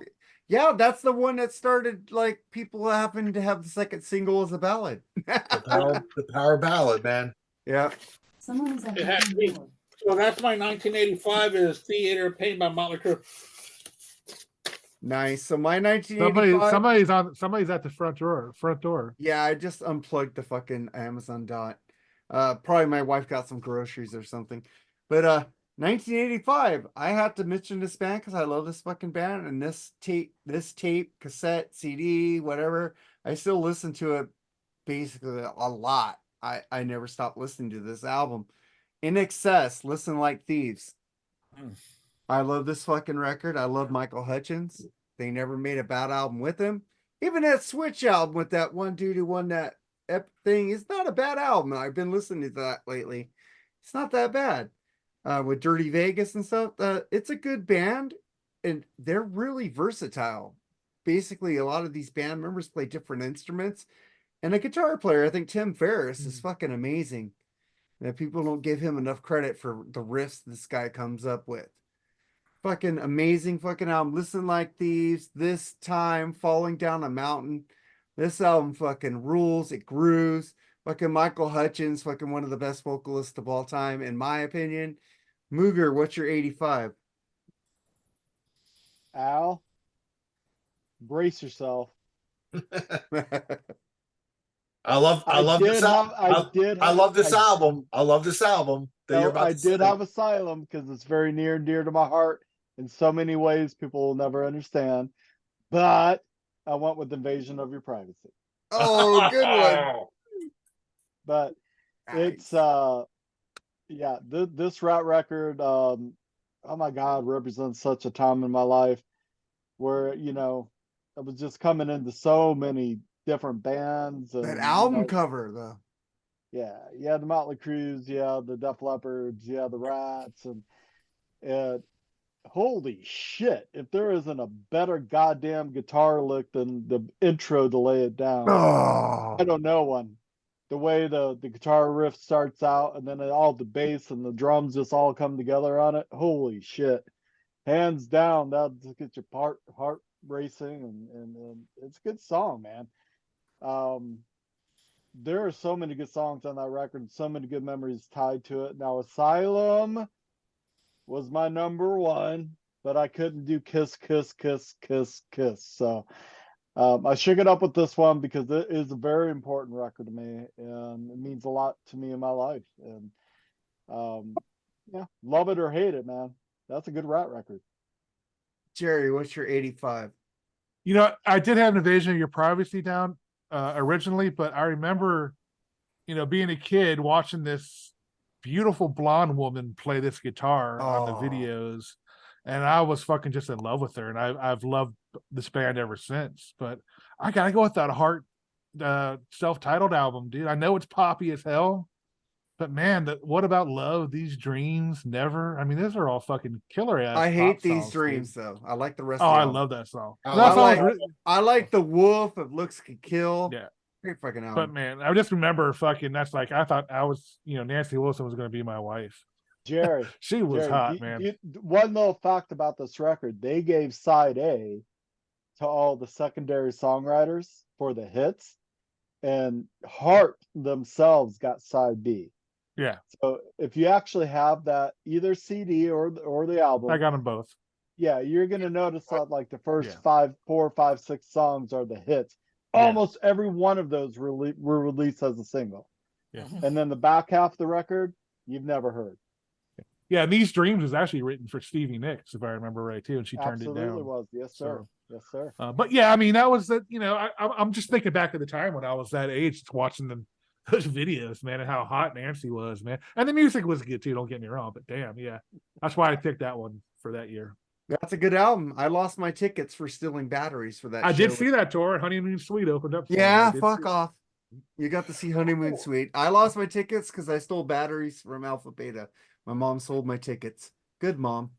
But, I'm sorry.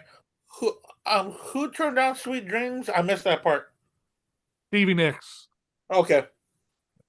So it's Mooger moved. So we go to Al, right? You're 85? Well, he already picked okay, and then Jerry picked his, right? Yeah. So what's your 85? My man Shane, man, he fucking picked it, bro. I'm going with Invasion of Your Privacy by Rat. I struggled with this between this one and Under Lock and Key by Dokken. It's a good one. Between those two. But ultimately, I played Invasion of Your Privacy more, actually, man. Warren DeMartini, fucking killer on this album, dude. And Robin Crosby, great dual guitar tag team. I don't know, man. I love this album just as much as Out of the Cellar. Like those two albums, man. You know, Out of the Cellar gets picked more, you know, as like, you know, people's favorite. But I mean, I love Invasion just as much, man. I like Dancing on the Cover the best. I think it's got a better groove. That's just me. But Invasion of Your Privacy, yeah, that 1985, man. I had that cassette. I wore the fuck out of that thing, man, too. So, and A lot of great songs on here, man. I mean, they're pretty much all killer. I was just listening to the album the other day, actually, man. I was like, damn, this fucking album from front to back, man, it's just fucking awesome. So Those first 4 Rat albums are pretty good, man. pretty flawless, man. Pretty actually, flawless, yeah. yeah. So yeah, that's my pick for 85. So what's your So yeah, 85. Mooger nailed it, bro. So Annie, what's your 86? Okay, I might be going out on a limb here, but I think this album for 1986 should be picked across the board. There should be no other album picked for 1986 except for this one. I'm going to start it, and Poison. 1, 2, 3, 4, 5 is going to pick it. Master of Puppets by Metallica for 1986 has to be swept across the board. Sorry, and no, I was not 12 years old listening to Metallica. I got into them maybe a few years later when I started going to high school and started to see all these older guys, like seniors, wearing this Metallica T-shirts and metal up your ass, and I was like, I gotta check these guys out. They're loved by these other guys. Let me check them out. So, Master of Puppets for 1980. Well, Nice. the albums I'm picking are albums back in those years when I listened to them. Like Master of Puppets is a great fucking album, but in 1986 I was not listening to that album. So Mark, What I was listening to in 1986 is Bon Jovi, "Slippery When Wet." oh, I mean, okay. I was listening to that album. I still listen to that album. I still love that album. It's a That was my fucking great first album, but that was the album I was listening to. I wasn't listening to Metallica. I got into Metallica, another pick coming up later. I don't want to spoil it right now, but Bon Jovi, "Slippery When Wet" was my 1986. Al, what's your 1986? My first concert. I loved it. Once again, my partner in crime nails it, bro. Fucking Metallica, Master of Puppets, dude. I was full on into Metallica by this time. Ride the Lightning was the first one I heard, and then when this album was new, I went out and got it, and it just blew my head apart, dude. I mean, this one got me into, Metallica was the gateway into heavier music, man, like more extreme, types of metal and stuff. So yeah, by 1986, my Master of Puppets was constantly like being played on my cassette player, and I had the cassette of it, and nonstop, man. I just fucking listened to that album, man. And it's not my favorite, but Ride the Lightning is my favorite. But I mean, I could have easily picked that in 1984, but I had to represent Van Halen, dude. So I kind of skewed that one and went with Master of Puppets for 86. Again, my criteria was once I picked the band, I can't pick them again. So, Master of Puppets, Metallica, that's my pick, man. 86. Andy, that's why Andy's my partner now, bro. We got mind meld here, bro. I know Jerry was expecting me to go for 90215, but I had to go for Def Leppard, so that didn't work. But Mooger, what's your 1980? I'll just say this: Andy knows how to pick a good fucking partner for his podcast. I did. Well, okay, come on. I'm just joking, guys. That sucks. We've been doing this show for over 2 years now. You guys have, yeah. We've had a problem, but we solved it like men. So go ahead, Jerry. Mooger, I mean. Jerry, please be my guest. Go ahead. 1986. Who am I to argue with the fucking Blackspinner folks, man? Come on. Master of Puppets. I mean, obviously the obvious fucking choice, for me. I mean, man, the impact of that album still today fucking just, blows my mind away when I hear it. I mean, just the intro, if you get this fucking weird, cool acoustic intro to Battery. Then it just is amazing. Fucking speed, just fucking kick ass, and it's all the way through that album, dude. Just melts your face off, dude. It does, man. I mean, it's just incredible. So yeah, without a doubt. Now, Mechanical Resonance by Tesla was pretty close. So I do love that album. That's another great one, dude. But that and Bon Jovi were 1 and 2. 1986 1986 was a pretty banner year for fucking releases. It man. was. Yeah. Oh yeah, big time. And I love Slippery When Wet. It's so important to me. What sucks that I didn't pick Tesla, but I picked another band.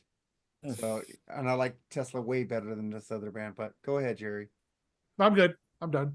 Master All of right. Puppets. So you're 1986, Mooger. God, I Master never of wanted Puppets to are pick this penning album. its dreams. You fucking ruined it, Mark. I Mother- fucking I almost Fooger. guessed it right. Thanks a lot, Mark. Andy, you almost had a fucking sweep with this one, man. Right. Almost. Because I was listening to Master of Puppets in 1986, and at this time, Dokken was my favorite fucking band. Oh yeah, they big could, time. they could do no wrong. I got in my friend's little Chevy Chevette. I don't know if you guys even know what that kind of Yeah, car I is. know what it Oh is. yeah, Dude. dude. I had a Little Chevy hatchback. Sprint. Yeah, I used to have a Yeah, friend that used to say he had a vet. And, you There you know, go. everybody was The like, Chevette. you know, you've got a vet? Cool. There A was a Chevette. Chevette, yeah. So he throws that in had a this cassette. one. He's like, dude, I just got this. It's Metallica. He threw it in. Yeah, the acoustic intro into Battery, into Man, Master I'm of telling Puppets.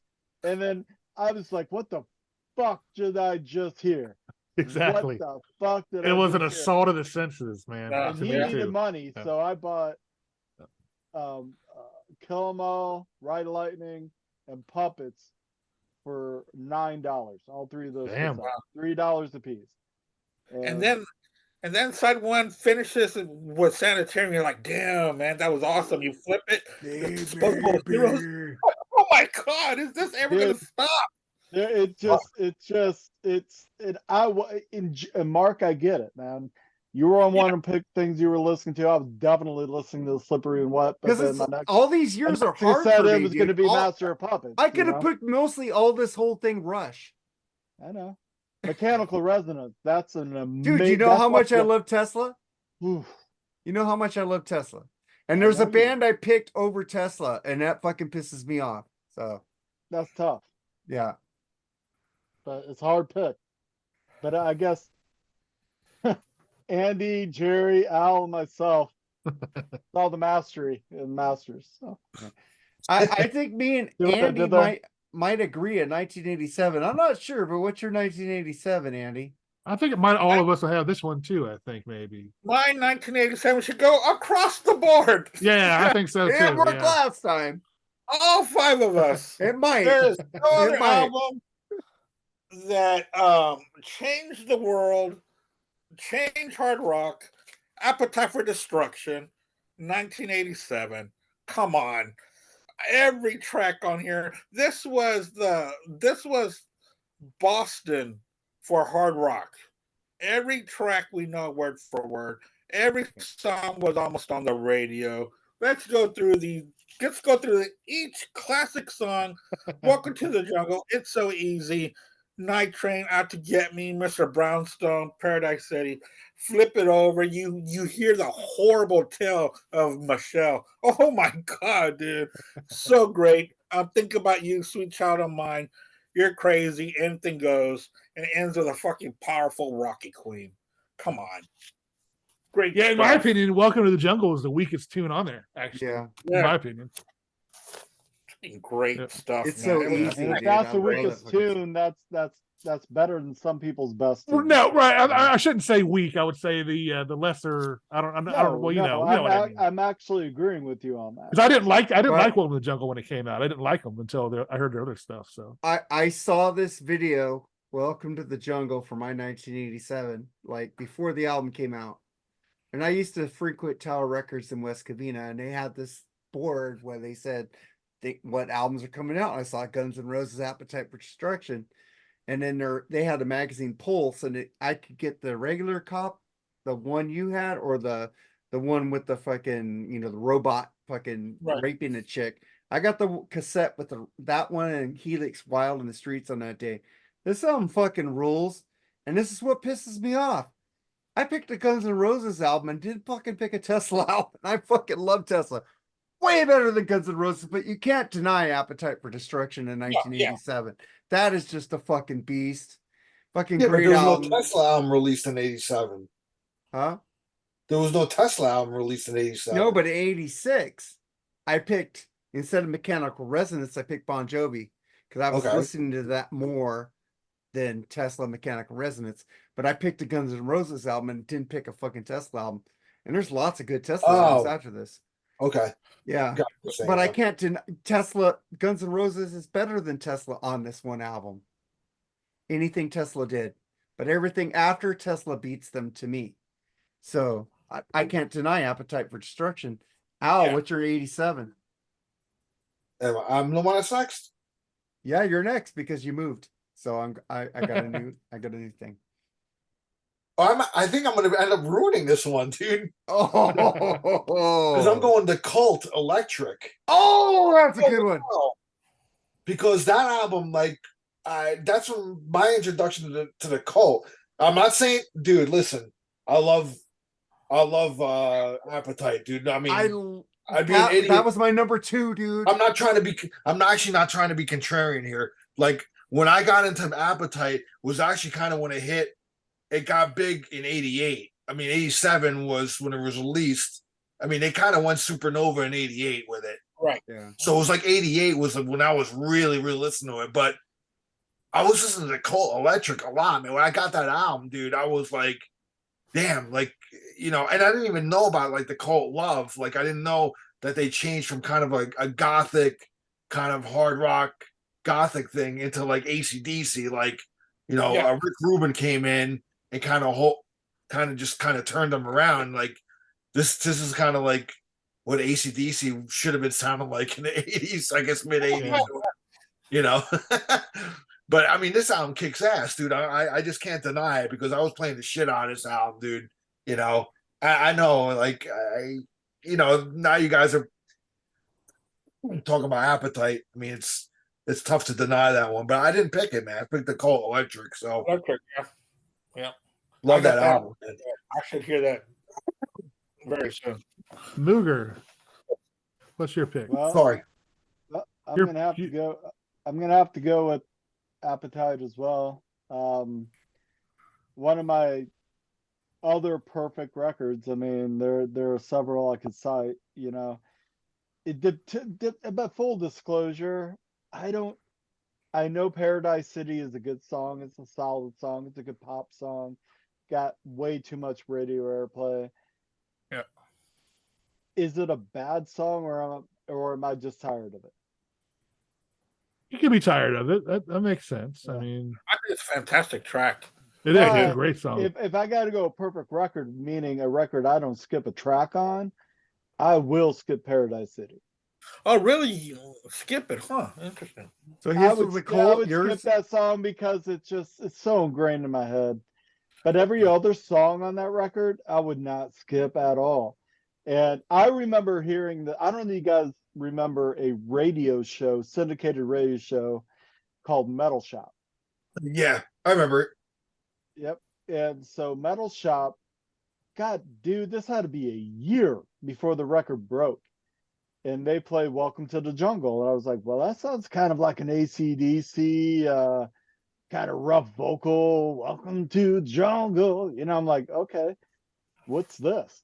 And I remember listening to it when I was just a kid in my bedroom. And I would always tape every Metal Shop. So I had that cassette forever. And I would go back and listen to it. I'm like, man, where's this band at? And then boom, MTV hit, or didn't hit, but they hit their video on MTV. And then they still didn't quite break. And then Sweet Child of Mine hit. And I said, see, this is the band I've been telling you guys about, man. This is the band I've been telling you about. And of course, the rest is history. They had never released another good record. So Yeah. Yeah, I just want to say something because I've been buying like these radio live that they're putting on albums, and I found this one at Half Price Books here in Houston like a couple months ago. It's a Guns N' Roses live from 1988, nice. and I believe that this is the one that was at the Ritz. I remember that concert. That Oh, yeah, the they- Ritz, Oh, yeah. that concert was awful. yeah, this is pretty good. They couldn't have been more out of tune or sloppy, but it was Right, it great. was a horrible They were concert. sloppy. Great Yeah, but it was rock and roll show. Yeah, but you know, it was fucking Yeah, rock and roll as it fuck, was. though, bro. I think Axel fell off the stage, I think, a couple times. Well, Yeah, it he was, jumped on somebody, beat him up or something. Yeah. Yeah, it's a pretty cool album. I like it. All right, so They brought yeah. danger. They brought like that dangerous fucking thing back. You know, Yeah. like you know. Because everything was so slick at that time. They came out just so different, man. But I remember watching that Ritz fucking concert on MTV. I was like, dude, this band is just so fucking badass, bro. It's like the Stones all fucked up again, you know. Right. But then it all went to crap so quickly, though. Yeah. You know. So all right, Mark, me and you haven't talked yet. I already did my 1997. You did? 1987. It's your turn, Jerry. Oh, okay. Yeah, I picked Appetite. This is I have to go with Appetite myself, even though Pink Floyd did come out with a pretty good album that year. That's one of my favorite bands. But See, Al ruined it this time, not me. I ruined it. yeah, definitely Appetite for Destruction is a game changer, man. I mean, they're still living off that fucking album, so you know, and people were selling out stadiums to see that album. So that's how incredible it was.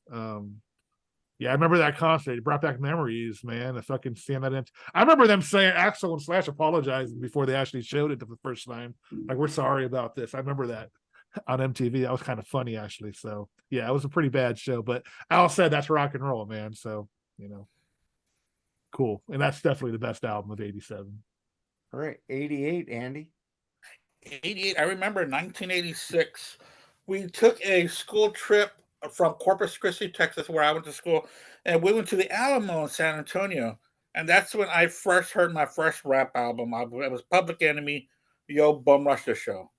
But now it's 88. And I'm going to start going to the summer of 88, we started passing around this cassette tape between us. Still love this album. NWA, Straight Outta Compton. That's a good album. For 1988. Game changer. Nice. Amazing album. And I wasn't too sure if I was going to put this one or And Justice for All. So I played this over the weekend. And it just still so good. It's still so relatable. The beats might sound a little outdated, but sure does all beat the it sure is better than the hip hop beats they have today.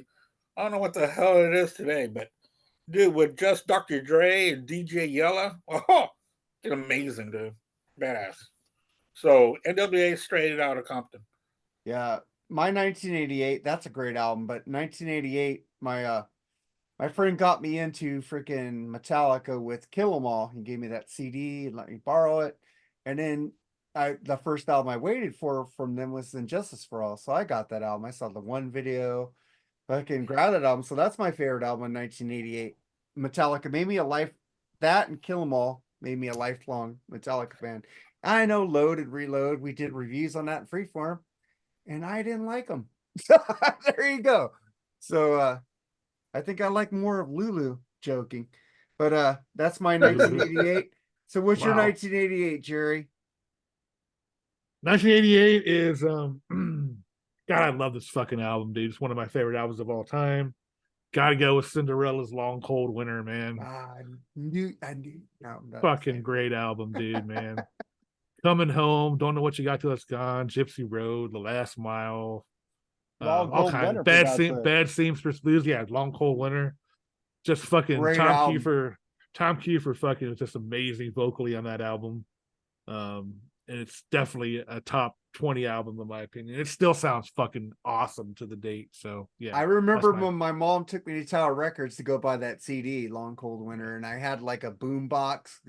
She didn't have a CD player in her car, and I played it on the way home in the CD boom box. So that was pretty cool. Yeah, kind of. A couple of my friends didn't like it because they want too bluesy compared to their first album where they're more metal. But yeah, I fucking Heartbreak Station and Still Climbing is amazing. They didn't make a bad record at all. Heartbreak Station is really good. I love Heartbreak Station. I love all fucking. I don't think Cinderella ever put out a bad album. They have 4 albums. They were all put out a bad album. No, it's great. I think Heartbreak Station was the weakest link. Yeah, I agree. But it still was not bad. Come on, the song "Heartbreak Station" just stays in your head. She took Oh, the it's a great last song. train. It's a great song. I think John Paul Jones arranged the strings on that, right? Yeah, he did. Great. And Still Climbing was this covered up gem that nobody's ever It heard. I was love that like fucking the album. Dysfunctional and Bust a Nut Yeah. and Yeah. Hooked by Great White. All those are fucking Oh, great. I albums. had Hooked when I had Hooked. I had Bustin' Up when those came out. I love those fucking Yeah. albums. Yeah. But Good then we get stuff. to you, Mooger. What's your 1988? Al, are you ready for this, buddy? I would say Crazy Nights, but I'm gonna go with Justice. And Justice for All. Thank you. Thank you. Yeah, I'm at the just kidding. time. Well, Crazy Nights was 87, so Well, that's true. 1988 was Injustice for All because I was definitely, from the previous getting hooked in the master, Justice came out. I can give a fuck what anyone wants to say about the mix on that. No bass and the drums sound. I didn't notice it seriously back then. No, I just put it on. Till somebody brought it up. I didn't notice it. I just heard sick riffage, man, and I was just a budding guitar player at the time, like learning, wanting to be a James Hetfield clone. So all I heard was that, and all I needed to know is I needed to learn blocking. I need to learn blocking. I need to learn it now. So it was a great record, man. I remember it came out like back in the day when albums were released on Tuesday, not Friday. Yeah. And so Wednesday at school, we're all walking down the hall. Did you hear Dyer's Eve, man? Did you hear that blackened? So we were all like, we were just all about it. And wow, what a soft spot in my memory that is. So yeah, man, my 88 is Justice, Metallica. Yeah. Man. my memory from that album was we used to camp in each other's backyards in a tent.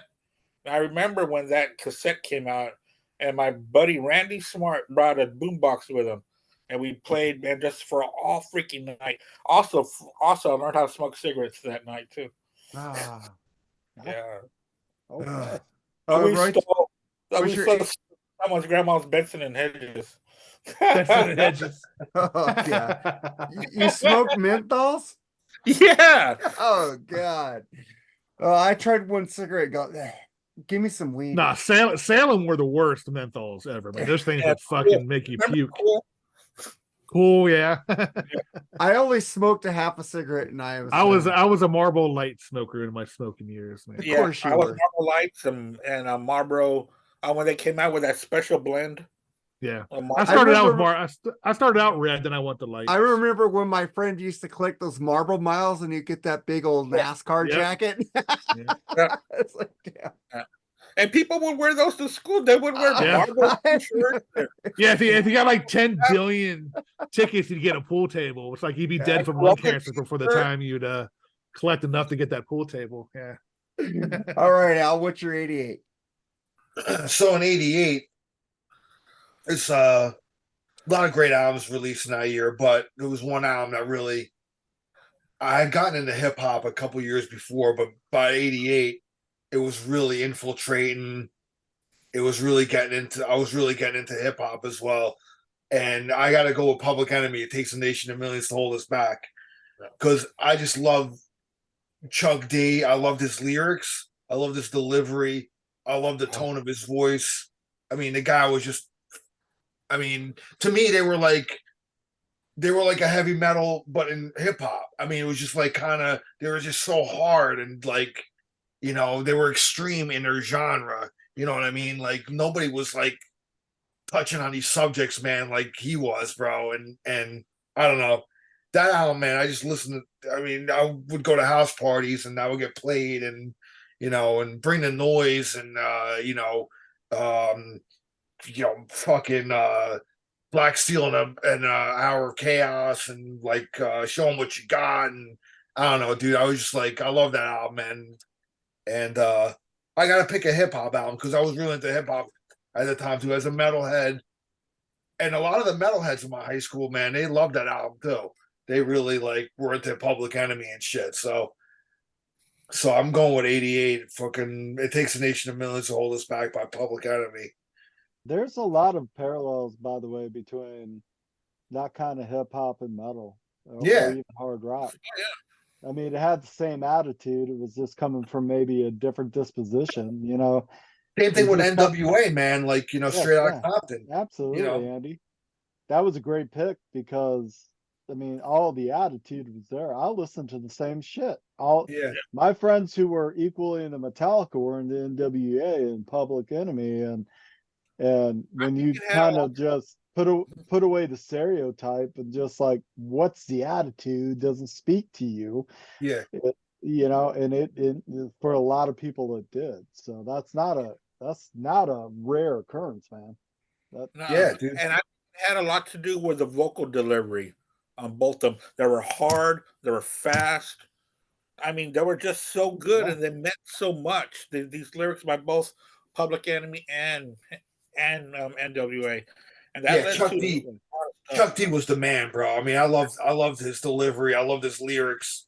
You know, it just he had the messages were there, bro. It was just like, I don't know. It hit me hard, dude. It was like I got the same feeling as like when I heard, Master of Puppets or things like that, dude. I was like, like Shane said, that the attitude is there, man. It doesn't have to have loud guitars. It could be like hard beats and fucking lyrical content and all that shit, hard So beats, hard delivery, same message, same Yep. tone. yeah, That metal was delivering to us, but it was just in a different genre. yeah, But in a way, those genres bled into each other. You yeah, know, And because you have Master of Puppets is very staccato, ba ba ba ba ba ba ba ba ba yeah, ba ba ba ba ba, and then rap also comes with the same staccato-ness as far as the delivery of the lyric, yeah, and it's kind of like, oh shit, well they're pissed off too, and I'm pissed off, and they're pissed off. We're all kind of pissed off together, so let's go with it. Yeah. yep, No. and what was so badass about that was that when Ice Cube left NWA, his debut album, America's Most Wanted, was with the Bomb Squad doing the music on that. Yeah. So that was like adding Ice Cube and Public Enemy, and Chuck D did a song on there, but it was all Bomb Squad on it. yeah. Sweet. All right. So we get to your 1989, Andy. Shifting gears from hip hop and Public Enemy and Chuck D to Tom Petty, Full Moon Fever from Great my album. 1989. Dude, from top to bottom. It's just beautiful, man. Free Falling, I Won't Back Down, and still these songs. This album is so 1989, but still so fresh today. It's weird. It's an album of its time that can still be played today and still be loved. A Face in the Crowd, another great track. Love that song. Jeff Lynne did that one with him, right? Oh yeah. Yeah, it was Jeff Lynne with Yeah. I believe Jeff Lynne produced the record, right? Huh? Didn't Jeff Lynne produce that record? Yeah. Yeah, he did. Yeah. Along with Mike Campbell too. They both Yeah. produced Okay. it. Okay. Yeah. So a really great album, man. I love it. The Apartment Song, which was an older song, which was brought back for this and fit perfect. So that's my 1989 Tom Petty. Well, if you know me, you know Tom Petty and the Heartbreakers. I'm gonna echo Andy here. This guy means so much to me. I love this man. I love this album. My sister got lucky, married a yuppie. This guy comes up with lyrics that are like, they make sense, but they fucking rhyme. My God, this guy was an American poet. God, I love Not this an album. American Girl. Dude, I love anything Tom Petty did. He was with the fucking Traveling Wilburys. He fucking went on that tour with Bob Dylan. Dude, this guy could do no wrong. And it fucking sucks that he's dead. And I love this fucking album, Full Moon Fever. I agree with you, Andy, in 1989. Jerry. Now Tom Petty is one that I do agree with. Never made a bad album. Yes. He didn't. Did not. Jerry. 1989 is one of my favorite bands. Definitely one of my favorite albums of all time is again Blessing in Disguise by Metal Church. Fucking love that album, dude. I love Mike Howe. What a fucking loss. What a great singer he was. And it's kind of prophetic, the song he wrote, Fake Healer, on this album, because he wrote it about how horrible the medical field is nowadays, as far as it doesn't take how bad it is, and it's what killed him, because he couldn't get the proper treatment that he needed, and he committed suicide because of it. And just really sad, actually. And Metal Church has always been a band. They've gone through a lot of singers, man. Let's see, Ronnie Monroe. Their new singer Mark Lopes on Congregation of Annihilation is really good. That's a great fucking album. It is. What? Why do you got your finger? We have a What? review coming of that album. Oh, who gives a shit? Fucking cares. David Wayne, another great singer, rest in peace. I think he committed suicide as well, if I remember right. Oh wow, I didn't know that.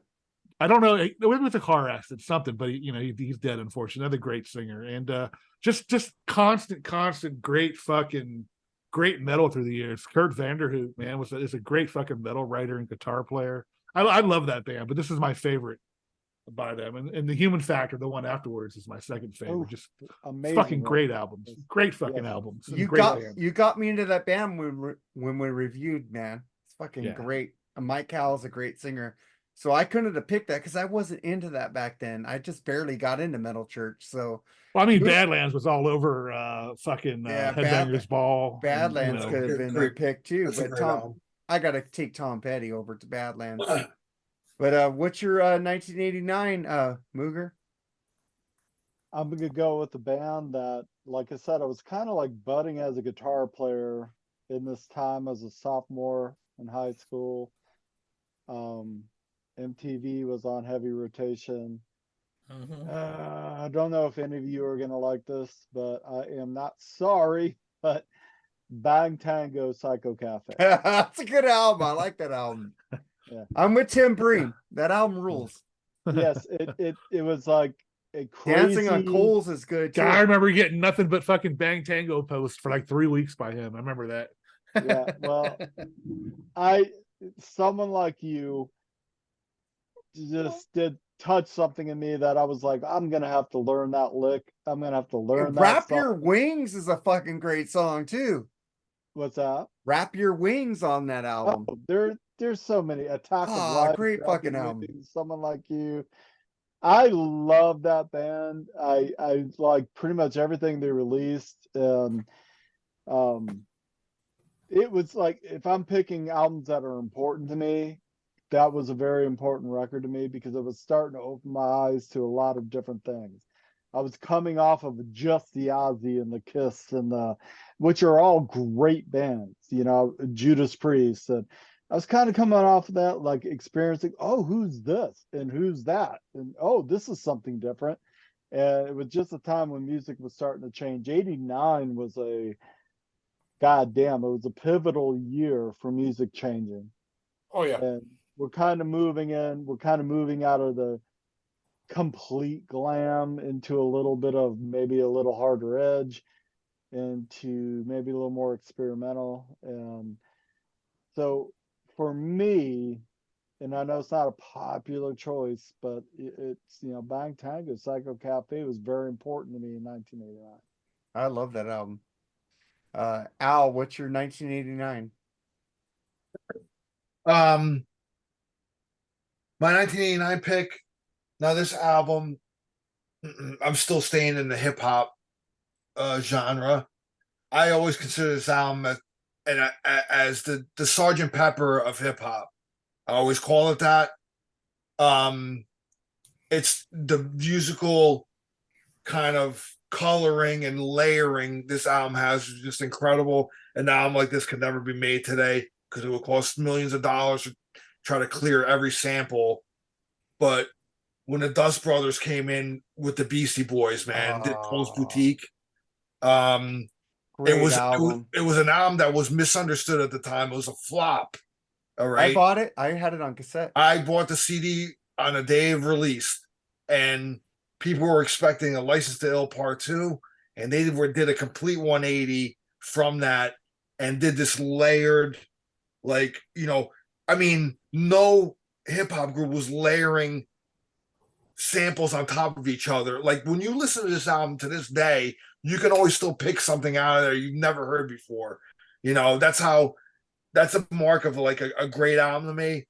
And again, like it just nobody knew it at the time, but Beastie Boys was kind of taking hip hop into like an alternative direction, man. Like they would into the 90s. Like, I mean, Check Your Head was like a continuation of that, but it all started on this album, man. Still Communication.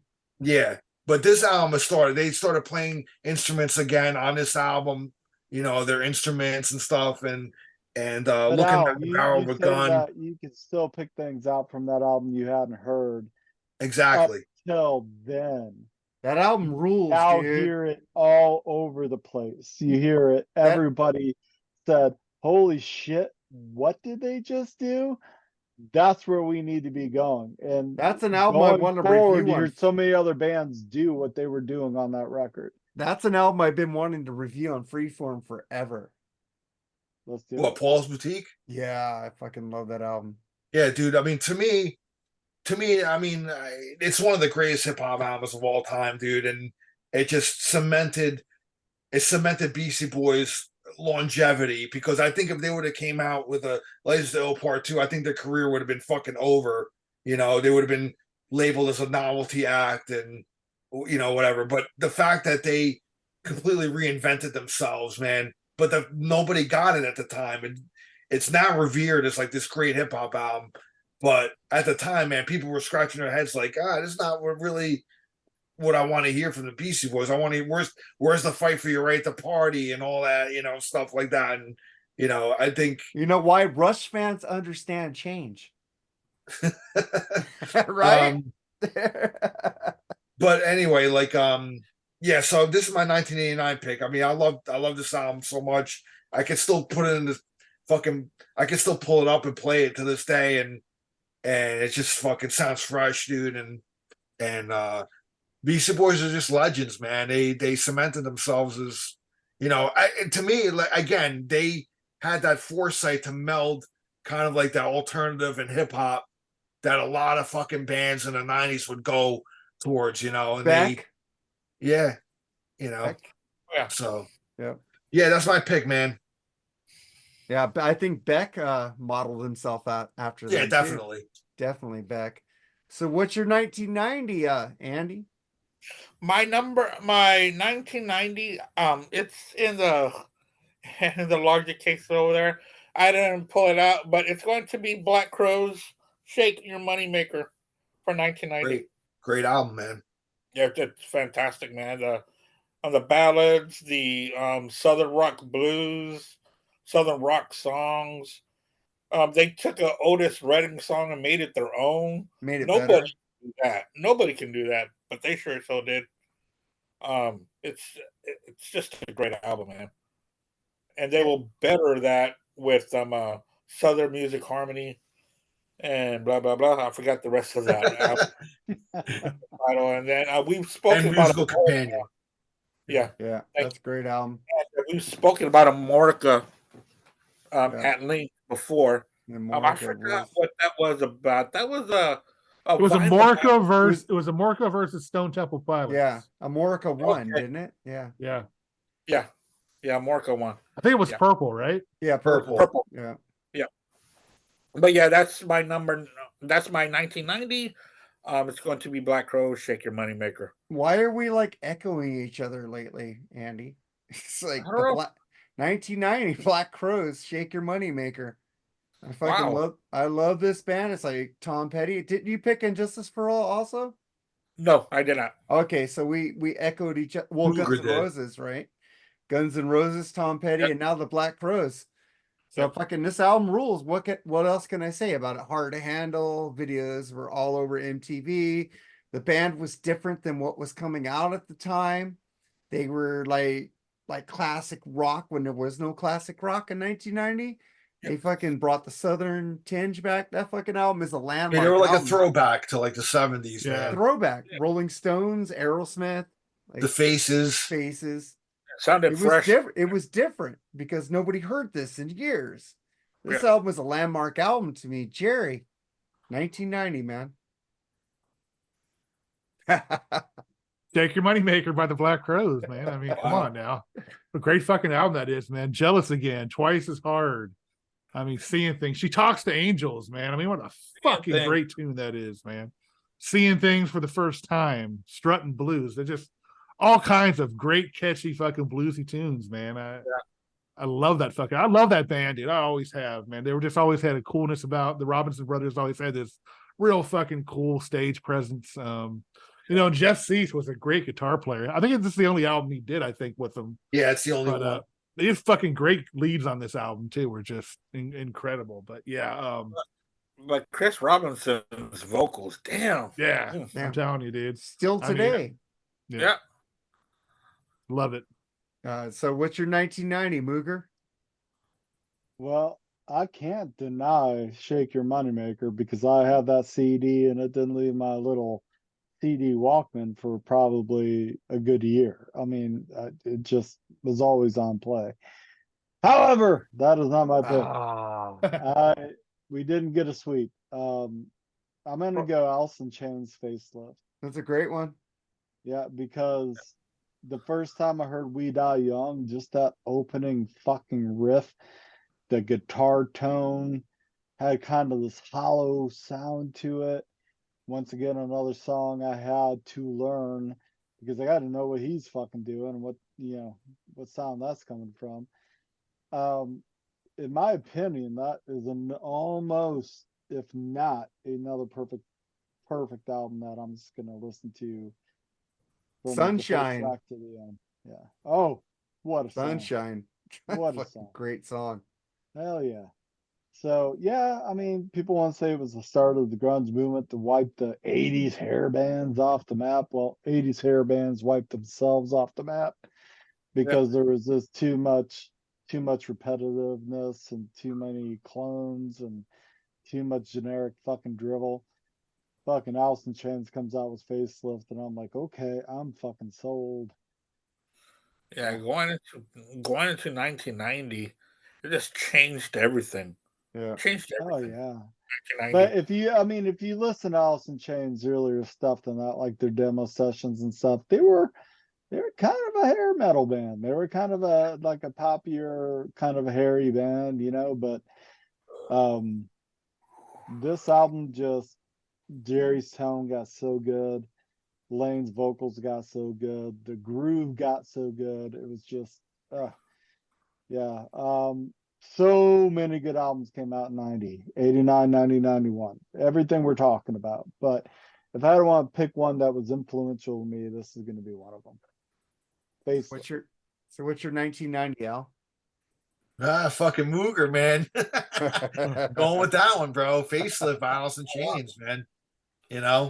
That when I first saw Man in the Box on MTV, I was like, holy shit, dude, who the fuck is this band, man? I went out and I bought that fucking album, the CD. And yeah, like when We Die Young kicked in, man, start off the album, it just was like, yeah, dude, this is the shit right here. Getting, I was into the heavier stuff by then anyway. And this was just like a different sound, man. It was just, because to me, like Shane said, man, yeah, fucking, the glam 80s glam metal just kind of imploded on itself. It was just like third rate, watered down bands, dude, by that point. And it was just change was in the air already. Like you were saying, 89, 90, 91 was such transitional years, man. Like those 3 years, you sensed like that change was in the air. Like something was coming, you know what I mean? And when I heard Alice in Chains, and then, the Facelift predates, Nevermind by what, a year and a half, almost over a year, Yeah. And they got in that Clash of the Titans tour with Megadeth and Slayer and Anthrax and shit, And so like they were Yeah, and I was a big Jerry Cantrell fan right off the bat. I loved his riffs. I loved the tone of his guitar and Lane, man. Like when Lane sang, you just fucking believed it. He lived that shit, man. You know, so Okay. yeah. So I'm going Alice in Chains 99. I love that album, man. I played the fuck out of that CD that year. I remember that, man. I was like, holy shit. You know, I just couldn't get enough. I of got it. that in a videotape. It came with a videotape too of a live show. It was like Oh, I think live at the Moore Theater in Yeah. Seattle or something. Yes. And my Yeah. friend borrowed it and never gave it back. Asshole. Oh Oh. shit. Yeah. Damn it. sucked. Yep. So Andy, man, we're at the end of our list, man. 1991. What are you going for? yeah, 1991. I don't think you're gonna echo me here, Mark. Love this guy. I mean, just his music is fantastic. Um, his 1970s music was some I of the know greatest who music this I've is ever heard now. in my life. 1980s didn't care for his stuff, even though I own everything. It was just okay. 1990, he came out with an album called Freedom. Well, we're not talking about 90. We're talking about 1991. Fucking killer album. Neil Young and Crazy Horse, Ragged Glory. Ah, Such a kick-ass That's a great album. album, man. Dude, he does not stop on this album. Just guitar solo after guitar solo, lyrics from the heavens, and Crazy Horse just keeping that beat. Just keeping that beat. I got that. You know, one. yeah. You know, Neil Young has said that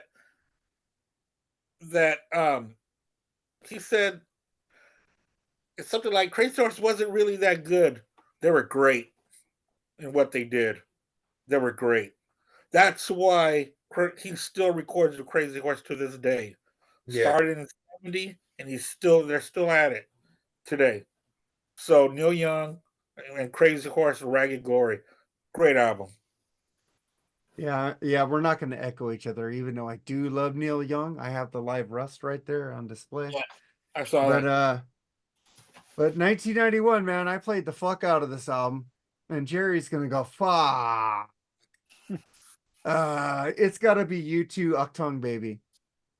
Oh yes, great album, I man. love this fucking album. It's Lady. one of the most influential albums by U2. It like started into industrial, man. This fucking shit was fucking so influential on bands that came after him, like Nine Inch Nails and stuff like that. This band just fucking rules. This band changes for the times. I know people don't like their Look at later Jerry's stuff. face. I know. I love Octung Baby, Mysterious Ways, fucking just Who's Gonna Ride Your Wild Horses. Yeah, I Great fucking song. love this fucking one. album. The song one. Oh, Oh god, this album is just so amazing, top to bottom. Jerry, why? Well, what's your number? 1991, dude. I wasn't purposely trying to give face. oh. Why was I giving a smirk Hey, or something? I'm sorry, I Bob didn't Hay mean to. loves my choice, so that's all that matters. Yeah. Go ahead. Well, you'll probably smirk back at my choice anyway. I'm gonna have to go with Queen Innuendo, man. Oh, it's a great one. Nice.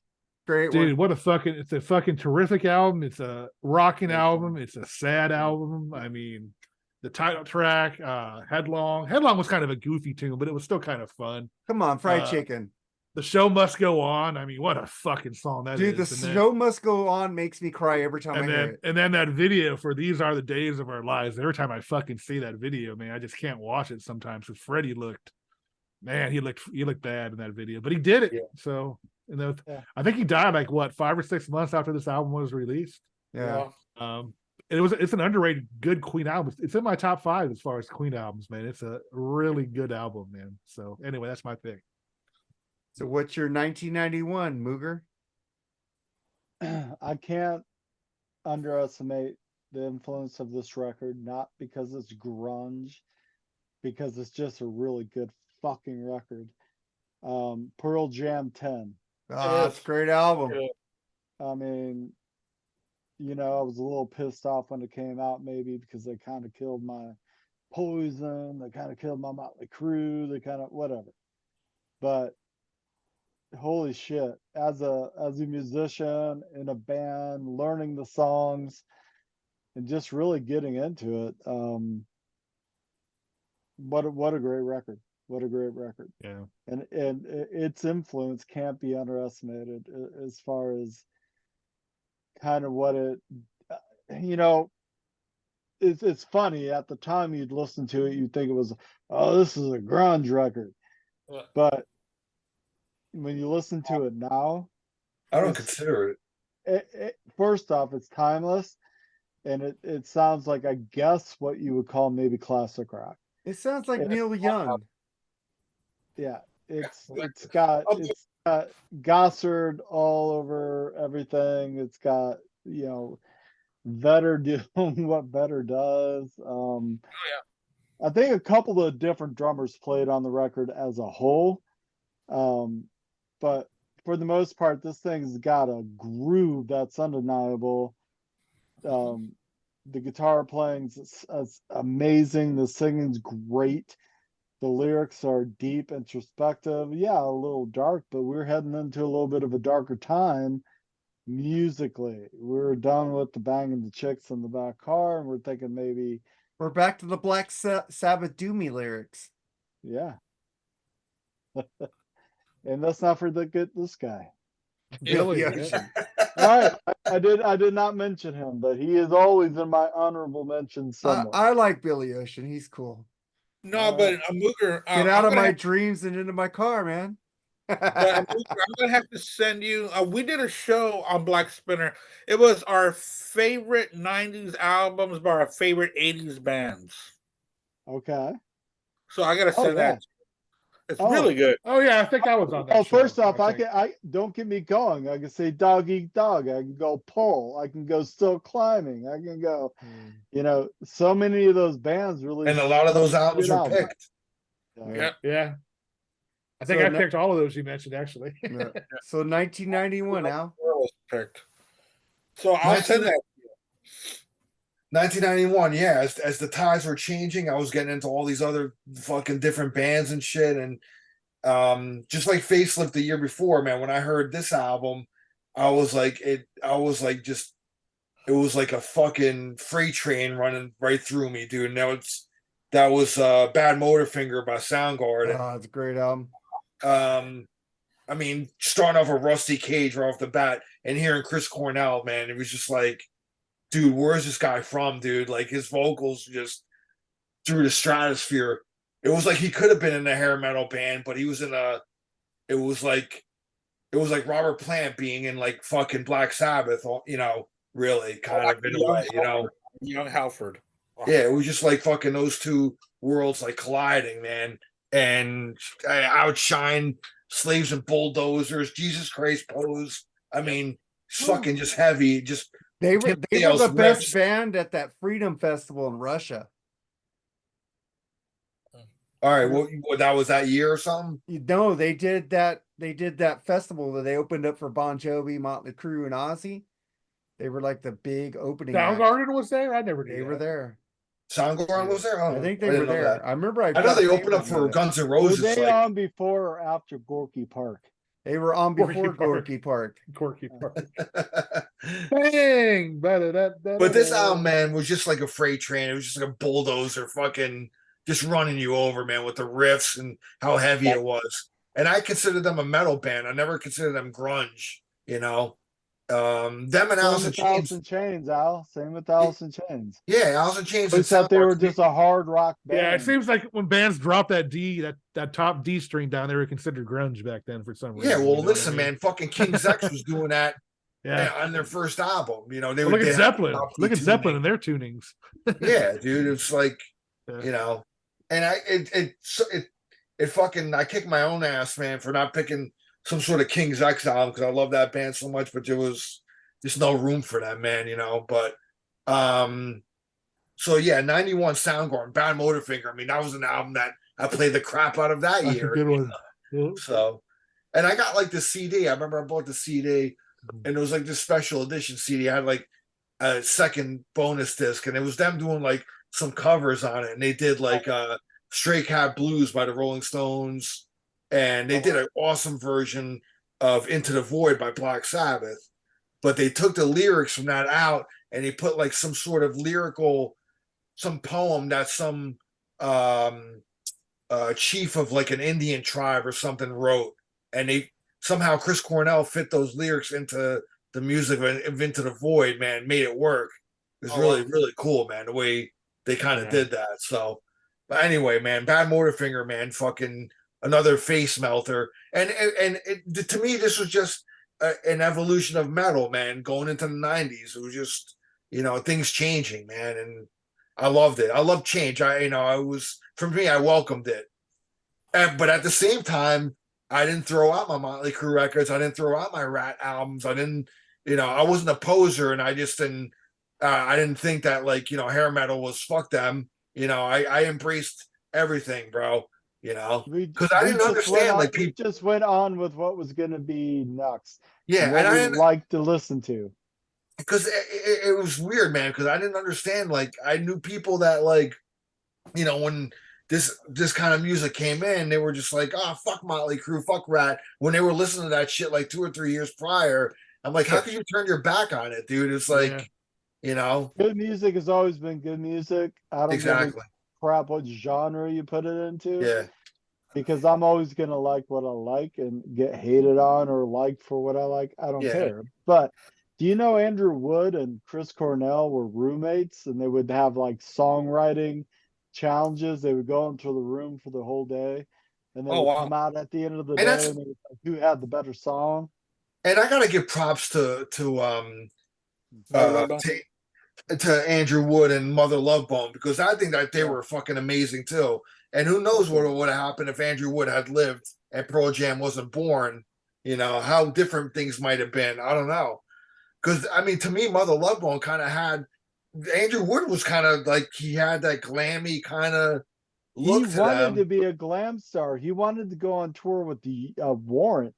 He's like, I want to conquer the world as a glam star. And if you see his videos and his interviews, he is absolutely David Lee Roth crossed with Janie Lane crossed with Bret Michaels.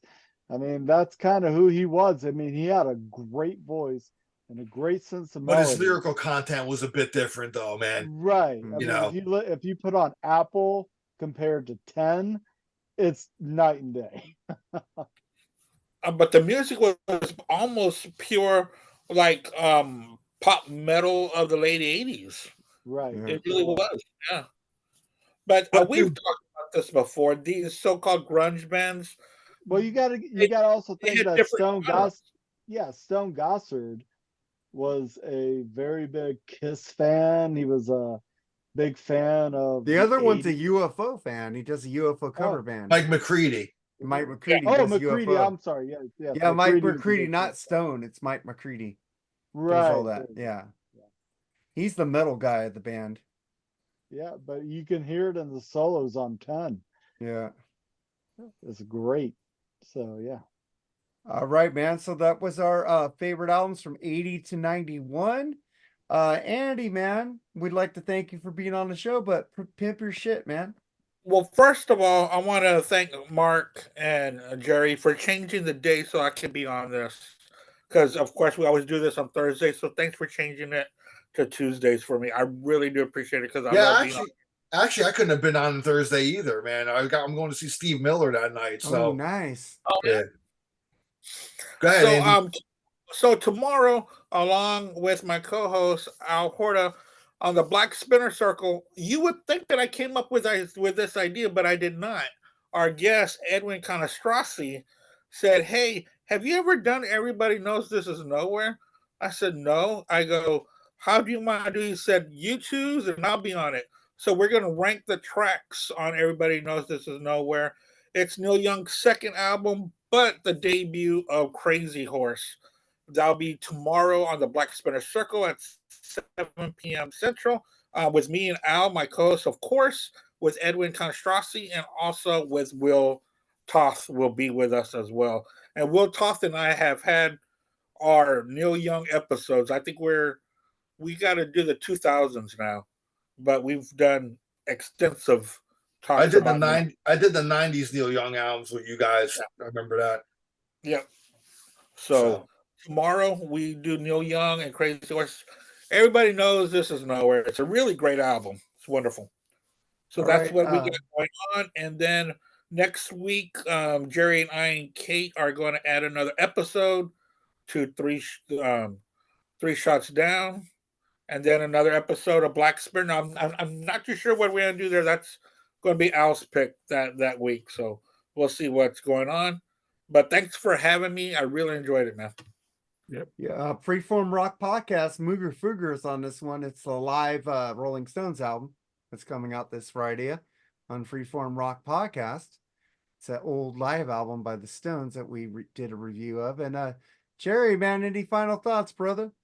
No, this is a very good topic to talk, man. It's a good pick. A lot of great albums that we couldn't pick, that were, excellent albums. We only had to pick one. So I did like this format. And thank you guys very much for being on here, man. I know you guys, we have like 10,000 other podcasts and stuff we got to do. Thanks for making time to be here with us, because I love having you guys on.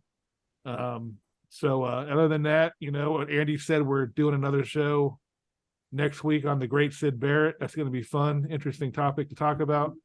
And stay healthy, man. I'm telling you. Do things to keep yourself healthy, man. I'm telling you. It's important, man. We're getting up there in age. Some of us are anyway. Just move. Just move. Walk around. Don't sit in a chair all day. Just move. You know what I mean? Keep yourself healthy. It's been busy at my job lately. Yeah. Fucking Christmas shit. But Jerry, but also before you go, what are we doing next week? Because it's your pick. Oh, we're doing, of course, we have to do Kiss, don't we? I mean, we're doing an album battle, Love Gun and Rock and Roll Over. They both have the same amount of songs, and this is not easy for me. This is going to be a tough album battle for me, but it should be fun. Anybody wants to be on it, just let us know. Cool. So Mooger, It's man. Kiss. Kith. Like Mark Dolly says, Kith. Shane, man, what do you need to promote? The only thing I have to promote in my life is some sleep at the moment. I hear Otherwise, you. the Freeform Rock Podcast. I mean, hey, give us 5 stars, hate us, love us. Give us 5 stars and tell you why. Tell us why, and either we will be back to either irritate you or enlighten you. So I let's think just I'm keep mostly on- the irritant. You guys will be the enlightenment. There you go. Well, hey, all I gotta say is keep one finger up your nose and one boot up the man's ass. All right, Al, promote your stuff, man. Well, no, man. Well, like what Andy said before, man. Neil Young tomorrow. Next week I have something brewing up. Got a couple ideas. I'm not gonna divulge them right now, but and then I'm going to see Steve Miller Thursday, so expect that concert to be up on my channel. Be Cool to Be Podcast Out. And thank you guys for having me on, man. This is a great topic. Yeah, well, We got Steve Miller on the Def Leppard Journey tour here. It was our opener. So I got Cheap Trick on mine here. Did you? Down here. We got Oh, Wow. you mother! Yeah, I Look never- at you, Al. I got Steve Miller. I'd rather have Cheap Trick or I go. I've never seen Steve Miller, so I'm kind of looking forward to it. Well, so, enjoy yeah. because I'd rather see Cheap Trick. He's fucking 80 years old, man. It is. Yeah. Steve Miller's 80, bro. I looked up his age the other day. He's 80, dude. And he's still fucking touring every year. Yeah. Dude, I would go. Dude, they're playing Minute Maid over here. They're playing the big baseball stadium. Are they playing a big place over there? Where Yeah, they're playing SoFi. They play the Titan Stadium here in Nissan Stadium. Yeah. So, But do you anyway, really think they're that big? I don't know. Yeah, Def Leppard. I thought it was. Def Leppard and Journey do good I- business together. I thought it was all 5 together at first. I'm like, yeah, that'll Yeah. sell out a stadium. Hart, Cheap Trick, Steve I know. Miller. No, yeah. now you down guys- here in Florida is going to be Cheap Trick, Journey, and Def Leppard. Those are the That's 3 awesome. down here. So That's the lineup I would see. But man, Yeah. let's get the fuck out of here and check. thank out you the guys free- for having me, man. Yeah, All right, check out the everybody. Take Freeform care. Rock Podcast, and next week a Kiss album battle. So if you guys want to be on there, let us know. Later, guys. Take care, everybody. Bye. Peace out, man. Cheers.